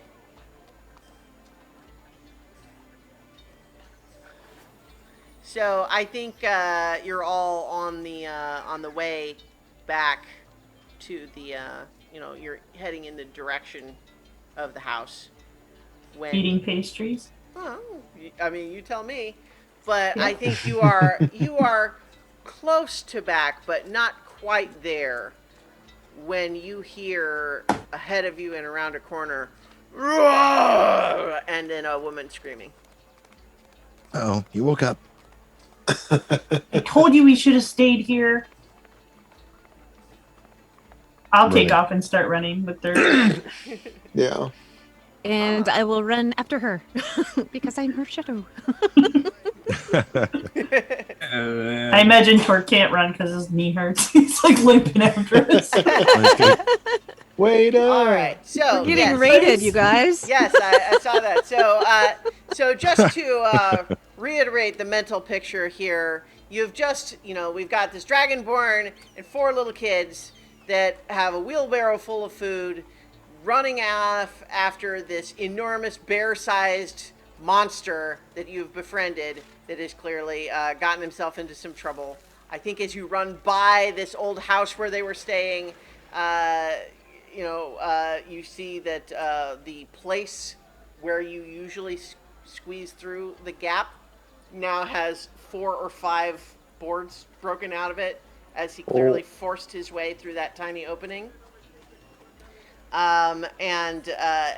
There's a lot of tracks kind of going around in a circle there, but then as you run around the corner, there are definitely people running away from Buster, this enormous creature who galumps over to you and make a athletics or acrobatics check, Zinhorn, to avoid being knocked prone by the enthusiasm of Buster. All right, athletics. Oh, wow. 15. Okay, yeah, so what are you trying to do as Buster, like I said, grizzly bear sized thing, is basically doing the putting his front paws up on your shoulders to lick your face thing? Like, how do you avoid being knocked flat by that? I'm gonna try and dodge sideways. Okay. To- So he, you manage to dodge sideways so he doesn't knock you over, but then he definitely turns that enormous, horrifying, toothy face. Gives you a big lick upside your dragonborn face. You are definitely hearing screams for guards in the background. He has definitely been spotted by some of the neighbors there, but he's glad to see you. Alrighty. Well, I know that yell. We gotta go. I think he I then am- discovers Go, the guys. wheelbarrow and he's starting to go to town there. Yep.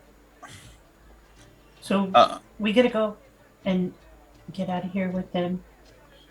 I don't know that he's gonna be leaving. Cause Yeah, of we'll push the wheelbarrow and Yeah. he can follow. All We'll right. go where the food is. He always does. And go Let's- get a sheet out of the house. One of those sheets that he didn't rip up. Torg, why don't you get that? And Dirk, why don't you take us back to the forest, like where you found him? Tor Okay. can't do it. His knee hurts.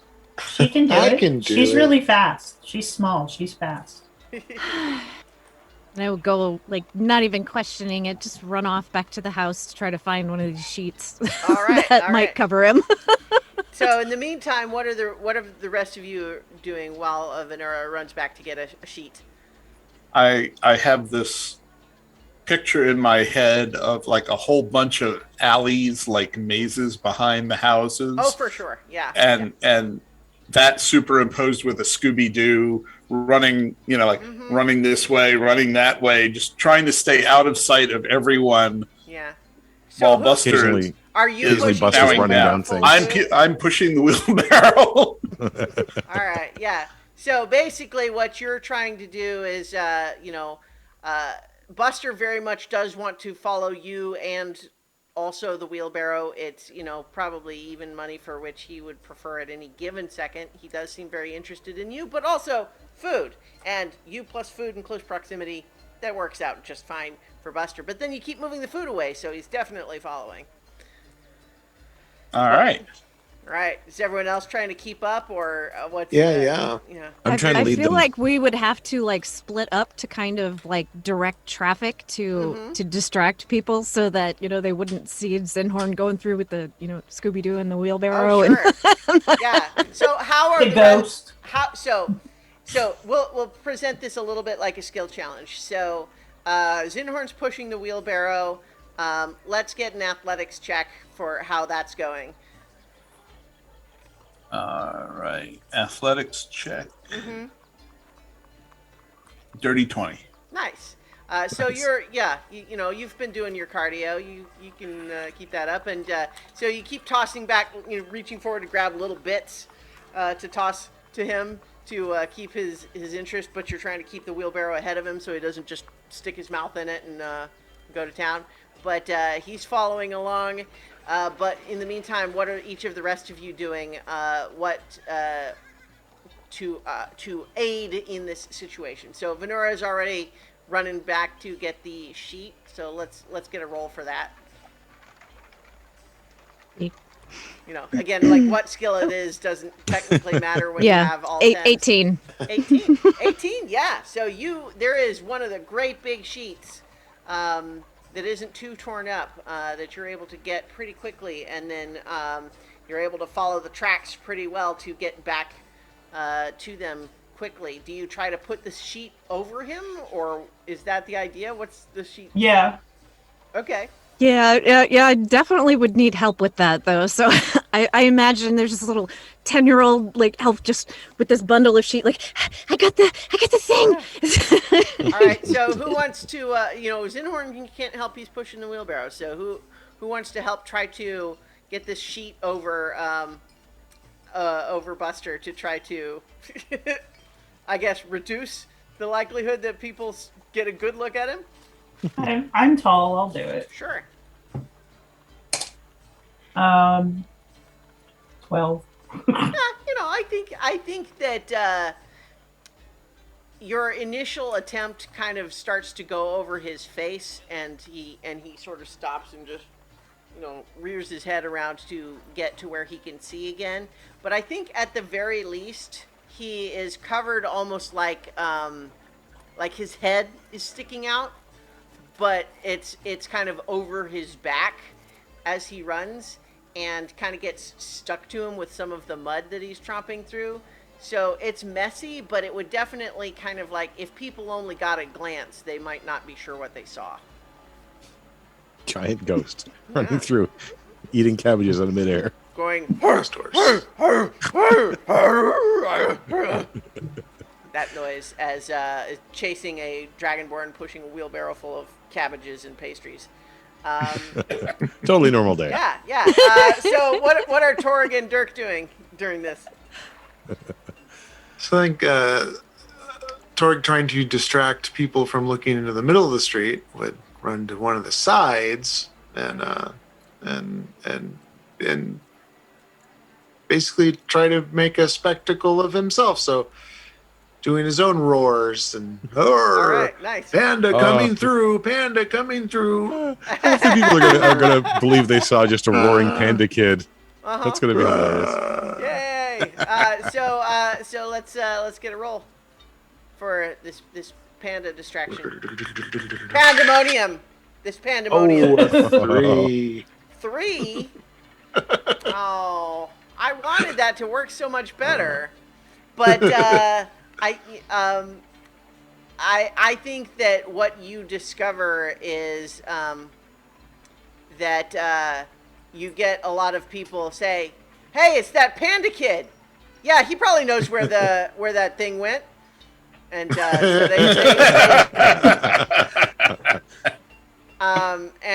so they start. A couple of them start like barking questions at you, while a couple of them try to go and like follow behind where you came from, assuming that will lead them to an intercept. But what about you, Dirk?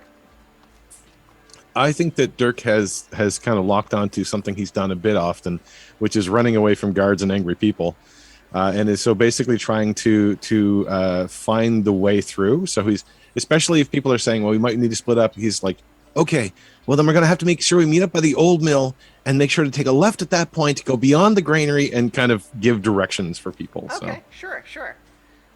You're giving directions like to Zinhorn to where to go? Yeah, well, everybody, so that they know if we get separated, meet there, and we'll be able to go on from there. Okay. Well, Especially let's see a roll. Where Torg has peeled off. That's an 11. An 11. Yeah, I mean, I think that you're like you are successfully giving directions, but from an objective standpoint, how much are those directions, actually the best possible way to go? They're also possibly directions which are much more suitable to young children as opposed to a dragonborn pushing a wheelbarrow being chased by a large monster. Those might not fit as well. Once again, he misjudges sizes. So I think that this is where you discover an obstacle, Zinhorn, where you are pushing the wheelbarrow. It's going okay. There's a lot of yelling around. You heard Torg doing a panda roar off like on the next street over. But then you're trying to follow the directions Dirk is giving you. But then this next alley that you turn down has like there's a dead end with just a 3-foot square like sort of gap on the ground of it, that for a kid, oh sure, you just cut through there, you just duck under, it's fine. But at speed and with a grizzly bear sized monster chasing you might be more of a challenge. So that is the direction that you have just gone down with Buster hot on your heels. What are you going to do? Oh, crap. Property damage. Yeah. Good slogan. Property damage. That'll slow him down. Will Sacred Flame actually like set things on fire, or will it just damage the wood? It's not supposed to. Yeah, it wouldn't usually. Okay, because I'm adverse to burning down an entire city made of wood. Yeah. But I would like to blow the fence to bits. Okay. I wouldn't usually think Sacred Flame would really do that. Guiding Bolt? Guiding Bolt would be more likely to do like damage to the structure. Okay.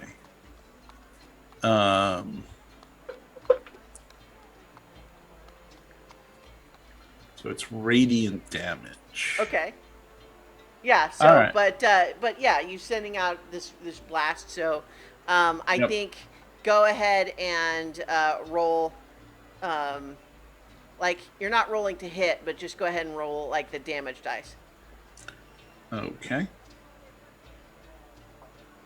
16 points of damage. Okay. Yeah. See, I think that you blast a big 18-inch hole in the area, I assume above where the gap is, trying to sort of weaken that part of it. But you know that like it's not gone. You're still gonna try to have to like shoulder through it, perhaps. Tuck the wings in, pray to Rishama, and go. Yeah. So let's see an athletics check for that.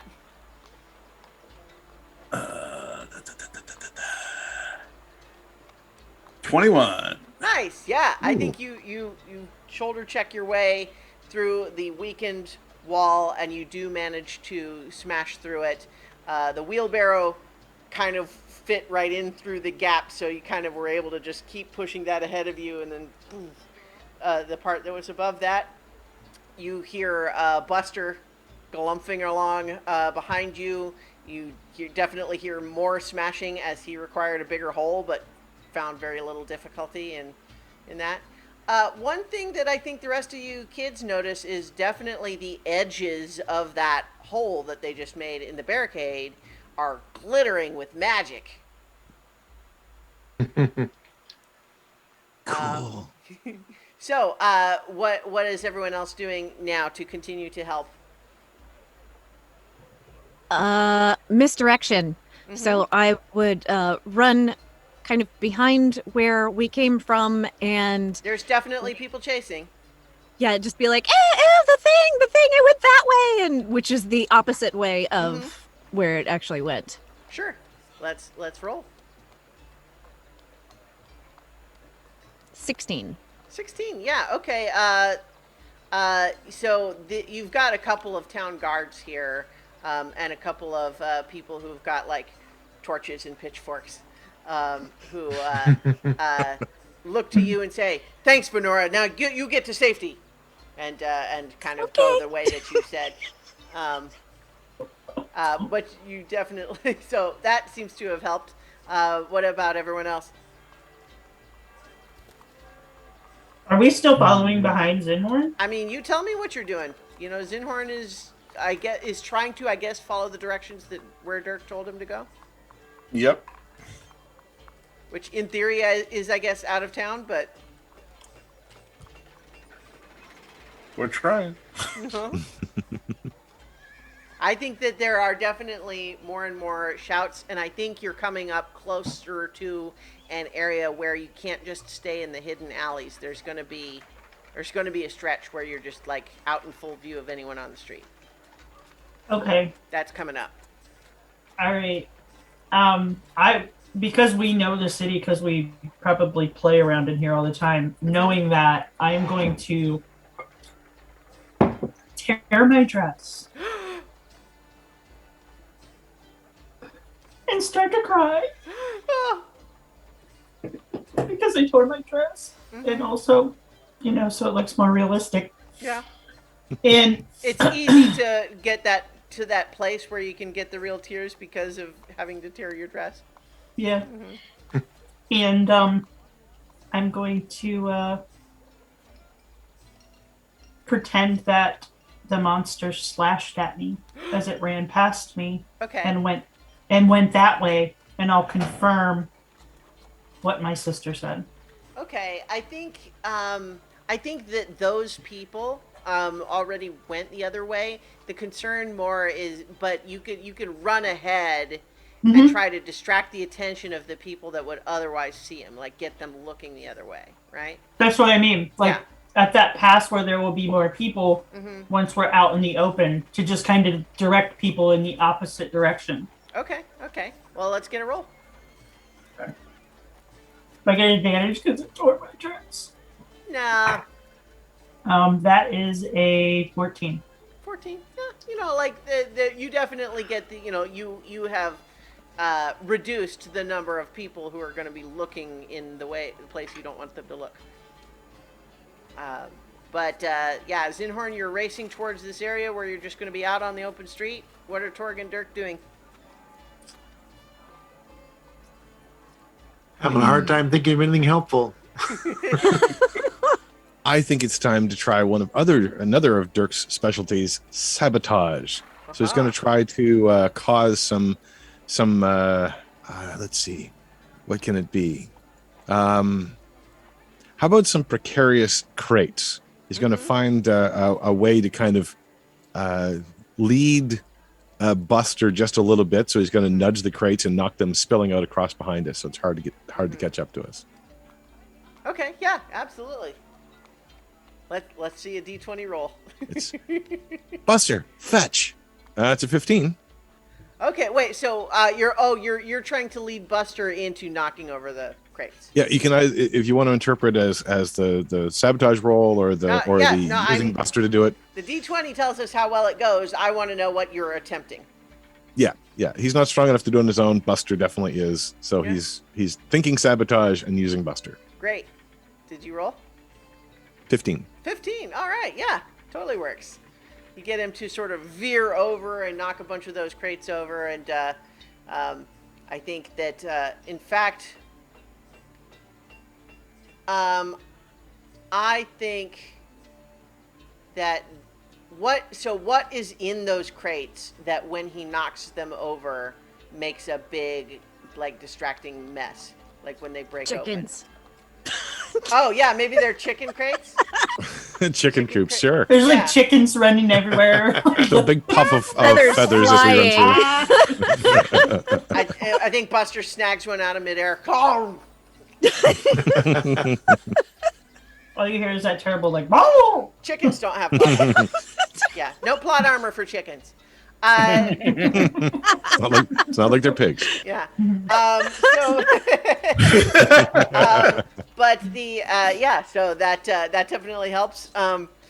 Torg, are you just cheering everybody on, offering moral support? Right. I mean, Yeah, and then with that, the only thing I can think of is to pretend to try to gather the chickens, but in fact be further distributing them, or just getting in front of people to slow them down and stop them. well, I have to say personally, if I were chasing someone and trying to run at high speed, and then there were a bunch of chickens on the ground just wandering around and being all in front of me, I wouldn't want to try to run at full speed through that. That would seem like it would slow me down. So you're trying to distribute the chickens for maximum tripping hazard. Right. And the Okay. guise Right. of helping to get, So, I'll be oops, right I dropped another one. Yeah. All right. Well, let's see it. Let's see it roll better than 3.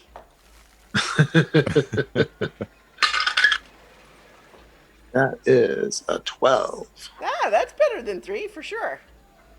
Okay, so you're breaking out into the opening. We have a moment here where Zinhorn is pushing this wheelbarrow, less full of food than it was, but still got a lot of food, still trailing this grizzly bear-sized monster, an enormous toothy jaw, but covered mostly in a white sheet and a lot of like splotches of mud and the clawed feet. Chicken feathers. Chicken feathers stuck to the mud. So now it is some sort of a like feathered toothy grizzly bear creature. We've got Nellie in tears over her torn dress. Venora was also off in another direction saying, but no, it went that way. Dirk, after knocking over those crates, or what, are you just kind of keeping up with the wheelbarrow, or? Yeah. Okay. All right, and so a lot of people have looked the other way, but there are a few more shouts. And so as you are getting closer to the edge of town, though, what I guess I'll ask everyone to kind of reiterate, like, what's the goal here? What are you trying to do? You're just trying to Get out of the city so we can take him to the path where he found him. right. Yeah. Yep. Or woods or something. Okay. Yeah. So Well, the fields. Yeah. right.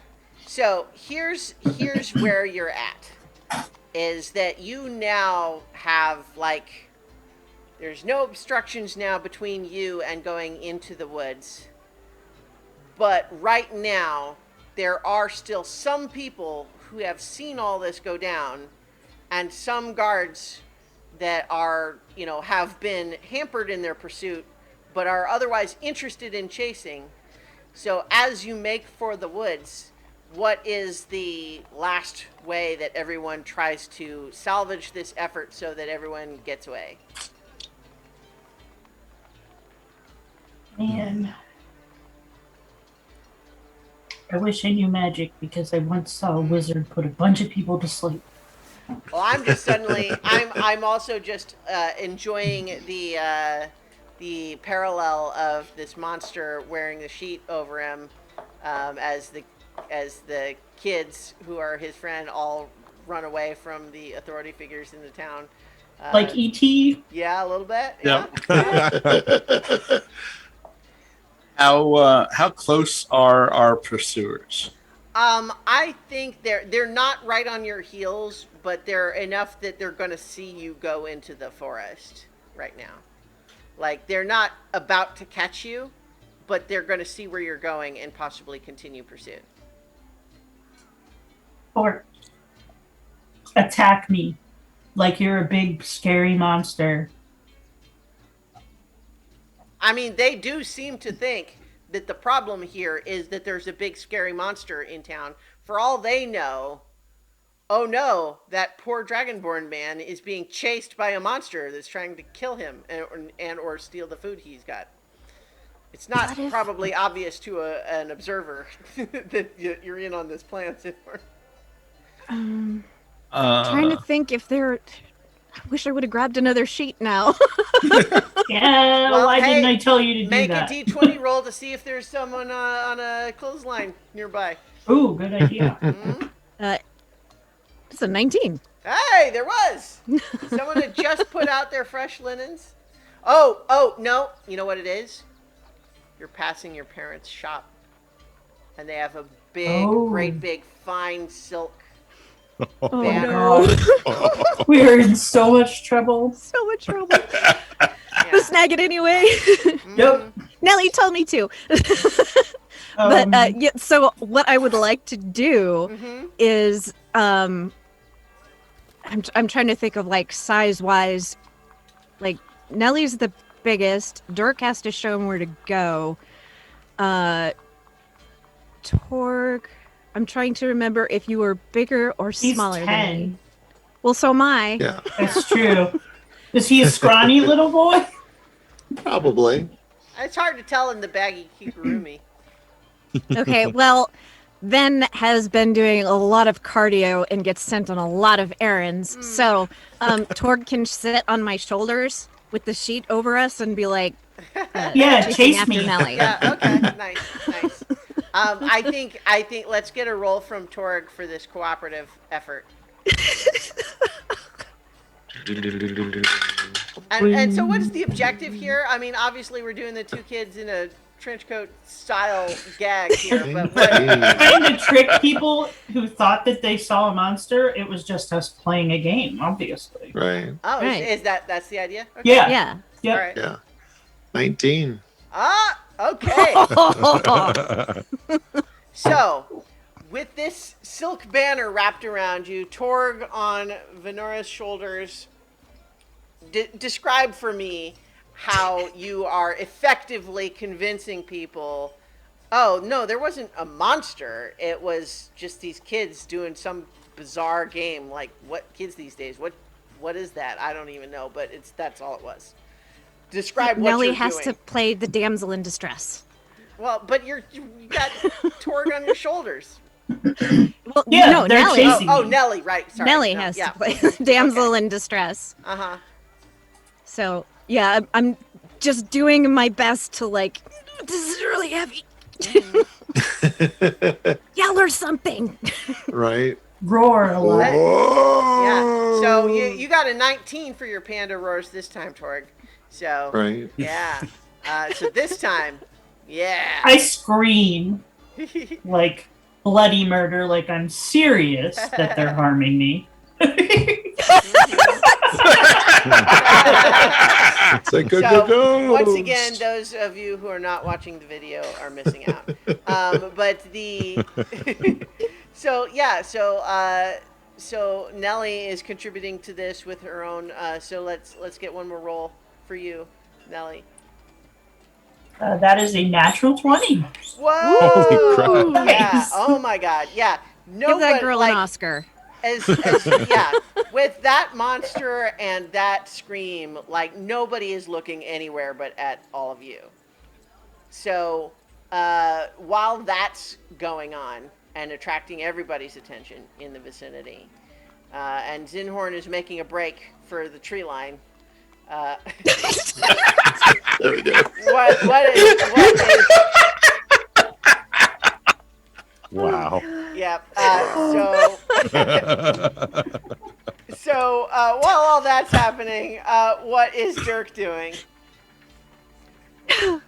Okay. We're passing towards the edge of town. Yeah. And he sees that distraction. To further confuse things, nobody seems to be watching us. That's good. Yeah. He's going to take the sheet and throw it over a nearby horse and try to spur it to run. Okay. Nice. Okay. Yeah. So go ahead and make a roll. Oops. 3. Nice. Okay. Had to ruin your streak somehow. Yeah, no, well, so I think what happens there is you grab the sheet and you throw it over the horse, and then you like smack it on the flank, and it just turns to you and just goes, you know, or like horse snort. I don't know how to do a horse snort. Yeah. So, but yeah, that horse is just unimpressed with this small child trying to spook it. But nonetheless, it would appear that Zinhorn is able to lead Buster out of the view of the people in the city. Now, this is kind of, this is forest, but it's not sort of classic arboreal forest. It's a little bit, you know, like swampy, marshy sort of forest, because you're still relatively close to the, you know, that whole marshy region.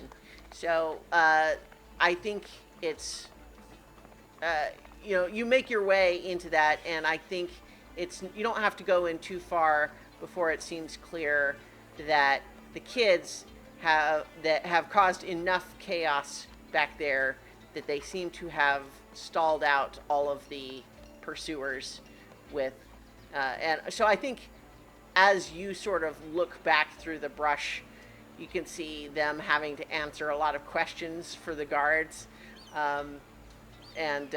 But you have managed to lead Buster out, and I think maybe Dirk is with you. Everyone else was still doing the distraction, so the guards have caught up and are like, "What are you doing? What kind of game is this? You're causing a lot of trouble here." And then you have a couple of people in the town saying, "No, there was a great big monster. It was the size of a grizzly bear. What are you doing?" And the guards are like, "Just shut up. I'm talking to the kids here." Damn kids! Yeah. Just imagine every time they look over towards Tor, he goes, roar. Rawr. Yeah. He's really good at being scary. Yeah. So, but in the meantime, Dirk, you managed to make it out into the forest with Zinhorn and Buster, and so while everyone else kind of is being interrogated here, you have the opportunity to show Zinhorn where you found Buster. Have I had a chance to show the others where I found Buster? Well, you tell me if you would have. I guess would they have gone? Because that's up to them. If they have, then he will presume that they'll catch it up to them then at that place. They know where it is. They know where to go. It's not an obvious path, but because he doesn't want to leave them behind, but at the same time, they know where to go. So yeah, he'll lead them through the woods, and he'll try to elaborate on the remembrance from a couple of weeks ago of what actually happened, but it's not much more detail, to be honest. And this time, though, he tries to emphasize the music that he forgot the first time. That's about it. Well, and it really was disorienting when it happened in the first place, right? Like, you remember where you were ultimately led to, and so you can go there, but you can't really retrace your steps from that night, because trying to follow the music every time you thought you'd go in its direction, it would be now it's behind you, or now it's over there, and so you went on a very convoluted path the last time that you can't really replicate. But you do know where the end point was, and so you can take him there. And so is that what you're doing? Yep, exactly. Okay. So I think once you got out into the forest and stopped just long enough to check to see that no one else was following, Buster absolutely ate through the rest of the food that was in the wheelbarrow. But having done that, he seems very pleased with himself and is just watching you now, Zinhorn, with sort of an eager, anticipated, like, all right, we're going on a walk sort of energy. I will scratch him behind the ear and say, let's go for a walk. Dirk will immediately go to the other side and scratch the other ear and say exactly the same thing. His hind leg starts twitching hard enough that it knocks over a sapling. Like, just crushes, a small shrub into the mud. Good, Buster. Yeah. Yeah. So as you are making your way towards this place, it takes a little while to get there. It's not just right outside of town. But sure enough, Zinhorn, what you see there, you can see kind of the remnants of the approximate site that Dirk described. It looks as though there was some kind of like a circular ridge of earth and mud that, had at its, the bottom center of it, because it wasn't like sharp edges, it was kind of sloped, but the center of it would have been about maybe 18 inches across. And you can see that it's kind of decayed just through erosion since then.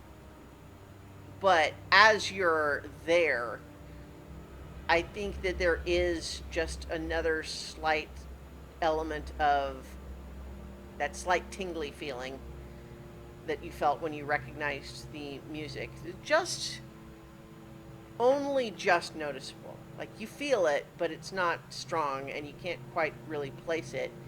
And Buster does start to get kind of subdued and a little bit more quiet, and is approaching and sniffing at this site almost suspiciously, like he's concerned about it, like he's worried it's dangerous.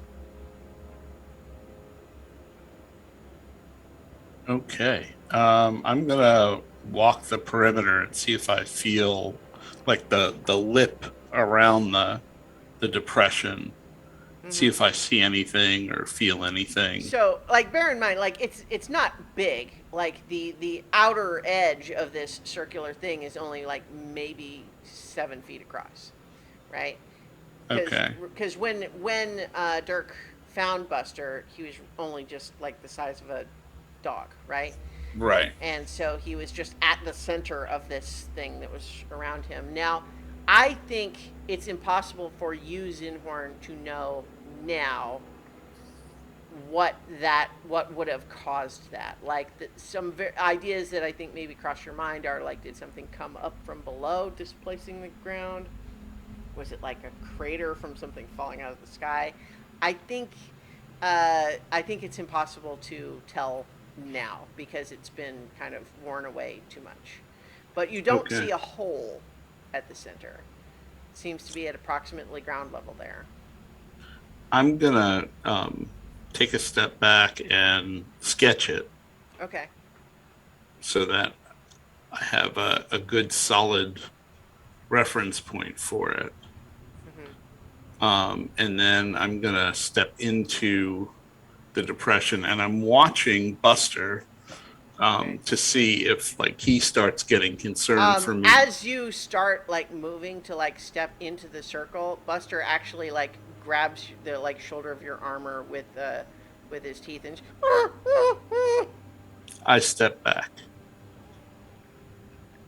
And Buster kind of walks around the thing in a circle and growls at it.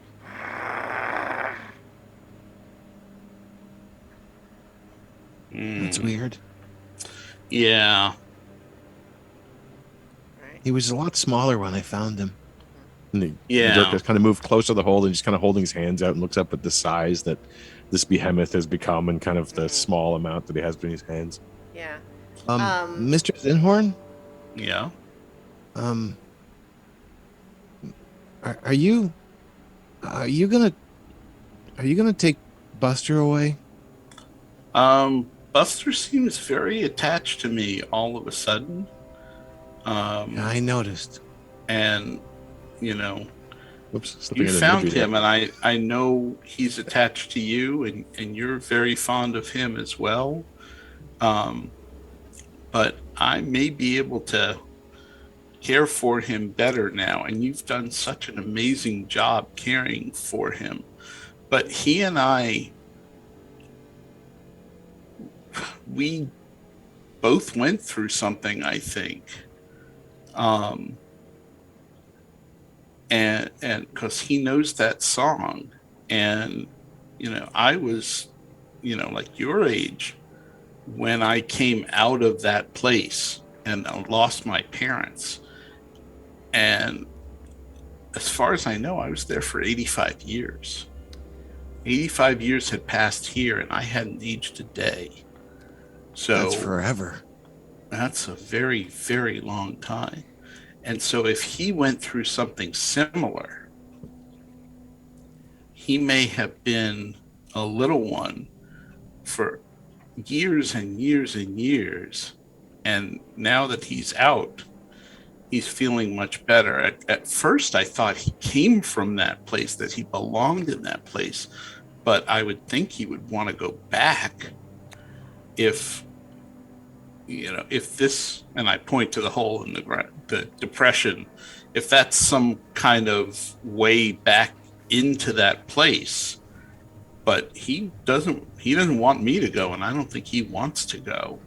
So I think that you're interrupted at this point by first one thing and then another. And the first thing is that the other kids catch up at this point. Like they come running up out of breath. But then just as that happens, you hear sort of a squelching sound from that ring, and you see a hand come out of just thin air and then reach out with, like, the arm that comes out is too long for the size of the hand. So if it's a human-sized hand, the arm stretches out like 7 feet long and then grabs like the ground, and then another hand comes out, and then a third one. And you're seeing just sort of a hazy cloud forming in the center there. And then you start hearing music. And it's interesting music. It's fun music. It's the music that would be playing at a place that you want to go. Zinhorn, make a wisdom saving throw for me.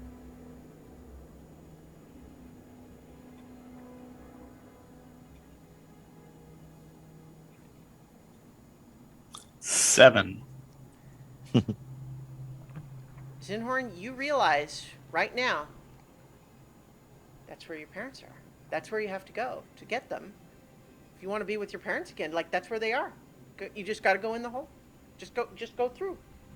Those hands are reaching out there to help you get through there, to pull you back to where you should be.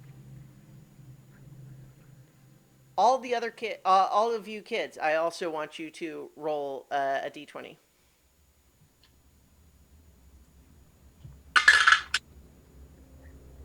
$17.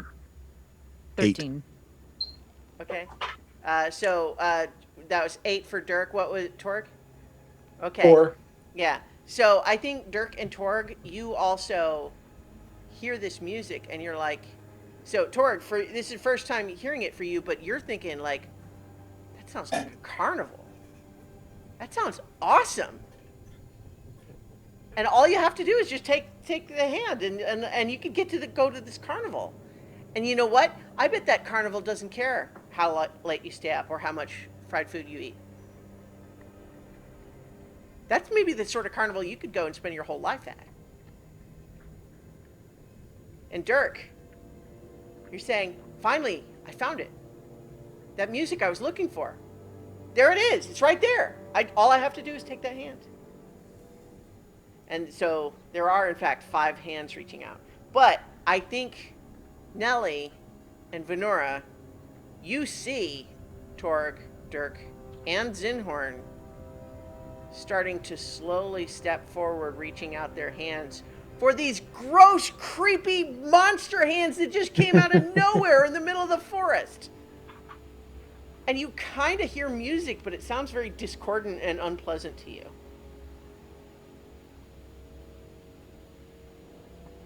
I'm gonna start slapping people. Okay. Who do you Yeah, start with? I would take hold of Zinhorn and be like, no, don't. Like the back of his clothes and like pulling him away.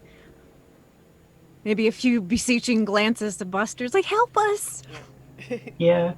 Well, so I think Buster, at this point, had been just sitting there with his head cocked, like he's listening to the music too. Just sort of looking up, looking a little bit stunned. But so what? So Venora, you're pulling on Zinhorn. Nelly, what are you doing? I will grab the back of Torg's like costume, like his pajama costume. Okay. And I'll grab with my other hand, I will grab Dirk and just kind of like try to pull them back. Okay. Are you saying anything, or is it just just the physical action of it? I'll be like, guys, what are you doing? All right. What about you, Venora? Probably gonna start to cry a little bit, like, don't do it, it's gross, don't. So gross. So Gross gross. and muddy. So I think that all three of you can. So Zinhorn, you can make another wisdom saving throw. Torg and Dirk, you can each roll again. All right. 4 again. 19. Shoot, I got a 15. Okay. Dirk's like, I'm going so in. yeah. So for Dirk, yeah, you kind of like you are initially angry at Nelly for kind of holding you back, but then as you start to try to explain why she shouldn't, you realize, wait, what are you doing? Oh my God, what is that? What is that?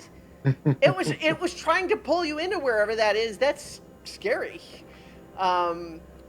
Meanwhile, Come on, guys. Yeah, Torg is and like Torg, for you, it's like, oh my gosh, this is the best. We should all go. The rest of you are watching him mutter to himself as he's reaching his hand out. But Zinhorn, like, you now have sort of connected with your like awareness too, and you've realized that like this music, it feels the same in the same way that two different birds can have a similar call, right? Mm-hmm. But what you're recognizing now is that the music might come from the same place, but this is not how you got there the last time. And it's definitely not how you got out. And it's trying to take you and the kids. Not on my watch. What are you going to do about it? I'm going to start with the bonus action of lightning breath and follow it up with dispel magic. Hell yeah. So I think that you describe you doing all of this stuff. So, can I actually like reach out and grab Torg? Yeah, I mean, certainly, Nelly had been trying to hold him back, but you're going to be more successful as a grown-up. So I'm going to grab him, pull him back, open up my mouth, and a big smile, lightning running up and down my teeth, and then just shooting forward into that cloudy area where these monster hands are coming from, because I want them to feel some pain. And then as soon as that's over, I will cast Dispel Magic on that cloud. Okay. So you see the lightning breath just kind of like sizzle out, and the hands kind of go all spasmodic all of a sudden, jerking all around. And as you go to dispel the cloud, you feel your magic like take hold in the way that you're familiar with, where your magic reaches out and sort of unweaves the magical knot in the weave that represents what you're trying to dispel. And you feel it start to work, but then an entirely alien, unfamiliar feeling. It's a little bit like you reached in with your hands to untie a knot, and then something else grabbed your hands. And you've never felt it like this before, but it feels like it happens in your head, and then you look down and two of those hands are around your wrists, and as they start to pull you in, like, it feels impossible to resist. Like you might as well resist gravity, or not. That's not even a good example because you can kind of fly. So, but it feels like it's, you know, you would have to leave your hands behind to not go with this pull. But then as you are starting to resist that, you hear a snarl to your side, and Buster opens his enormous mouth big enough to chomp down on both of those arms in one bite. And the hands that were on your wrists immediately just disintegrate into nothing as Buster is swinging his head back and forth, and you can see that he's got these strange arms in his mouth, and as he is pulling on them, the other arms withdraw and try to pull back into this cloud, and finally he yanks and he comes away with sort of a tattered stump of this arm that he has pulled out, while all of the other arms and hands withdraw and the cloud fades. And then that sense of sort of prickly, tingling electricity that you were feeling in the area goes away. And Buster, you know, sets this severed arm down and goes over to you and is snuffling over you to check in with you. And I'm going to scratch him under the chin and tell him he's a good boy. A tongue the size of your face just... Good boy. And then he sets down like on his belly and just starts chewing on this arm. I wanted that for evidence. I mean, I'm not fighting him for it. I was just gonna say. But yeah, so you are, this sort of ring is still physically there, but that sensation that you felt is definitely gone, and you don't hear the music anymore. Hey kids, that was pretty messed up. That was intense. How are you feeling? How are you doing?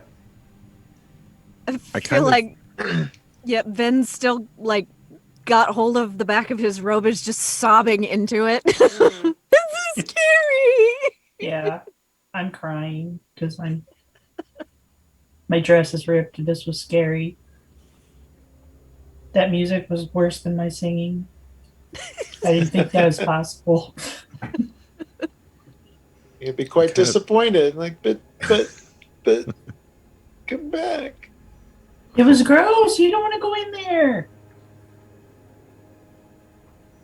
I kind of imagine that with once it goes Dirk's... away, Torg, yeah, you are kind of like, you don't ever have the repulsion that everyone else feels when they resist it, but there is a little bit of a dreamy, like, wait, what was I doing?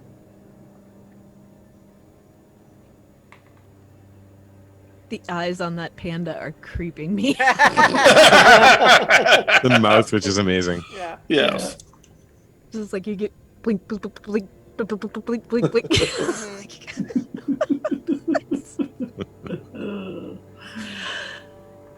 Yeah, that was creepy. Now what? What was that thing? You can still see the arm that Buster's chewing on. I'm going to get out my sketchbook and sketch it while I can, while the memory is fresh. But what about Buster? Well, Buster got out of the city okay. We need to to find a place out here that he can hang out without getting into trouble. I think whatever was in that circle is gone, but I really want to destroy that circle. He always follows us back to town, so He doesn't like to stay Yeah. on his own.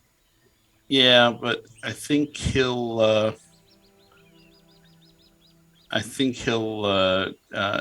Stay if I asked him to. I don't know. You did tell him to stay and sleep when we left, and then he went outside and was chasing people around. That's a good He point. likes people too much. Maybe. And then I cover up Dirk's ears. Maybe you should take him with you. Yeah, I could stay. I could stay with him. You can't, Why not? because your parents would miss you. your parents would miss you horribly, and you would start missing them. Maybe. No, maybe. I can tell you that for a fact. But I'll miss Buster. I know you'll miss Buster, and I'll bring him back as often as I can. I don't He's just even. gonna sit down by Buster and kind of lay into him a little bit. Really, He leans into you. scritches. Good Buster. Is that I what you need- want, Buster? Do you want to go with him? He kind of cocks his head a little bit, looking at you, and then looking over at Zinhorn, and then just kind of chin on the ground. Kind of lean closer to him, whisper, but probably can be heard because he's not really trying to hide it. I mean, he is pretty cool with the magic and stuff. And you just saw him shoot lightning out of his mouth. Oh yeah, He does kind of nuzzle up at you, but then kind of sits up and looks back at Zinhorn. I'm going to sit down next to Dirk and reach past him to scratch Zinhorn. To scratch Buster. He's scratching yourself.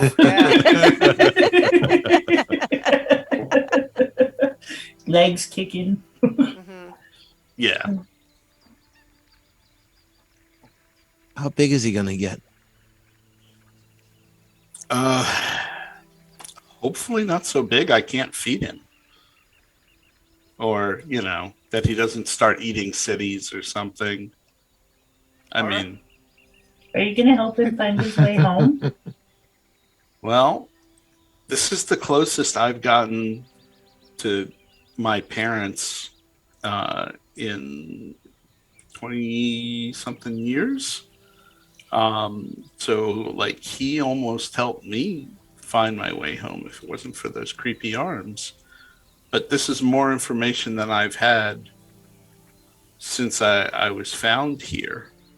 And if I can, I owe him for today to try and help him find his way home. He needs to be with others like himself. He kind of pads over a little bit. Buster does, and then lays down in such a way as to his shoulder leaning pretty heavily against your leg, to the point where it's a little bit uncomfortable on your foot, but it's just Dirk suddenly stands up, makes a point of brushing his legs off, which is weird, of the dirt that he's been rolling around in forever. Well, if that's what's best for Buster, and he just walks off to the edge of the woods, goes behind a tree. Aww.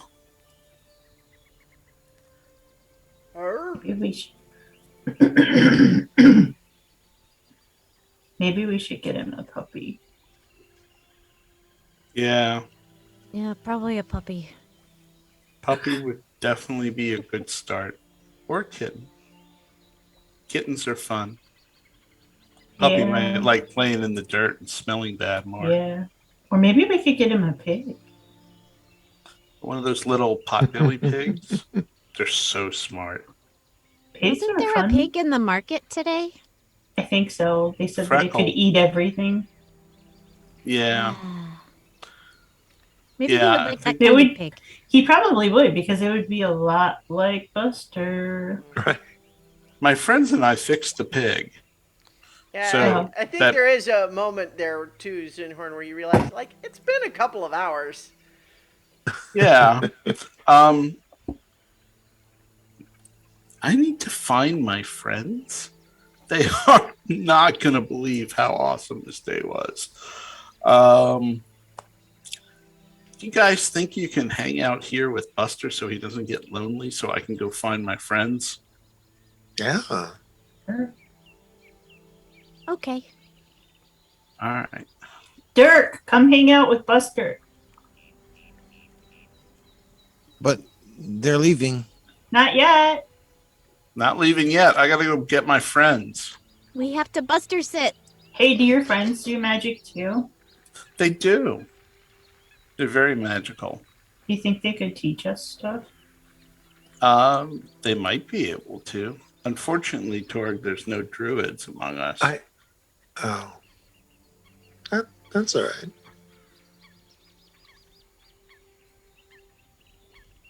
I think Dirk comes back a few seconds later. His face is remarkably clean, as if recently scrubbed. By his own tears. Well, I guess maybe for a few minutes, if that's okay. That would be great, and I'll see if I can grab some more food while I try and figure out where my friends went. I think they went into that wizard's tower that was inside that pig. What? There was a wizard's tower in a pig? Didn't you see the 40-foot tall wizard's tower when No. Torg scraped his knee? I want to just No. say in the meta that I think it is hilarious and kind of in keeping that that's the sort of thing that kids, when they're distracted with their own stuff, wouldn't notice. Yeah. Yeah, like we were Yep. trying to get food for Buster, so Yeah. we didn't even notice. Oh, they're always doing stuff in that square. I don't know. It's like, oh, Yeah. yeah. What Okay. do you mean yeah. there is a pig with a I guess tower there in was something there. Yeah, anyway. it? Sure. All right. All right. After Just remember- Zenor, Just remember, Buster really likes Thornberry twists. Okay. I'll see if I can find any. At least 5 of them. I think you mean 6. maybe 10. Kind of doing the math with his finger. 6. All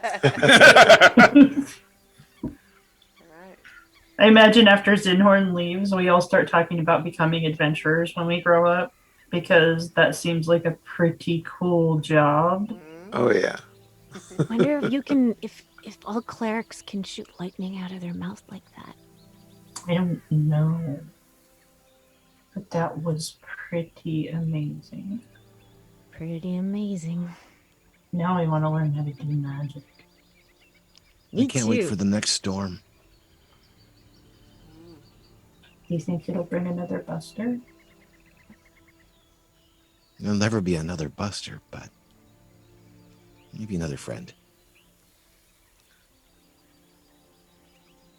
So, Zinhorn, when you're not, on a chase and you're able to more or less navigate pretty much straight back, it doesn't take too long. You're not that far out of town. But you make your way back to the central square, and just as you're kind of walking up, you see the door for that tower open, and your friends come out along with the 3 people got swallowed by the pig. Good day's work, guys. You Tower are collapses. Vroom. you are never gonna believe what happened to me. I pick up the tower, I hand it to Nedry. I've got to study this. So I think, though, that Oh. having completed that loop, that's where we'll end tonight's session. So I think we will pick up next week with the now reunited Pocket Protectors for more adventure on so many levels. So many. So many levels. Snubbles. And, I can't. and thanks to everyone who actually stuck around from the raid. We hope you enjoy. We do this every Tuesday, and we'll be back next week, as I said. So, Yay. good night, everybody. Yay.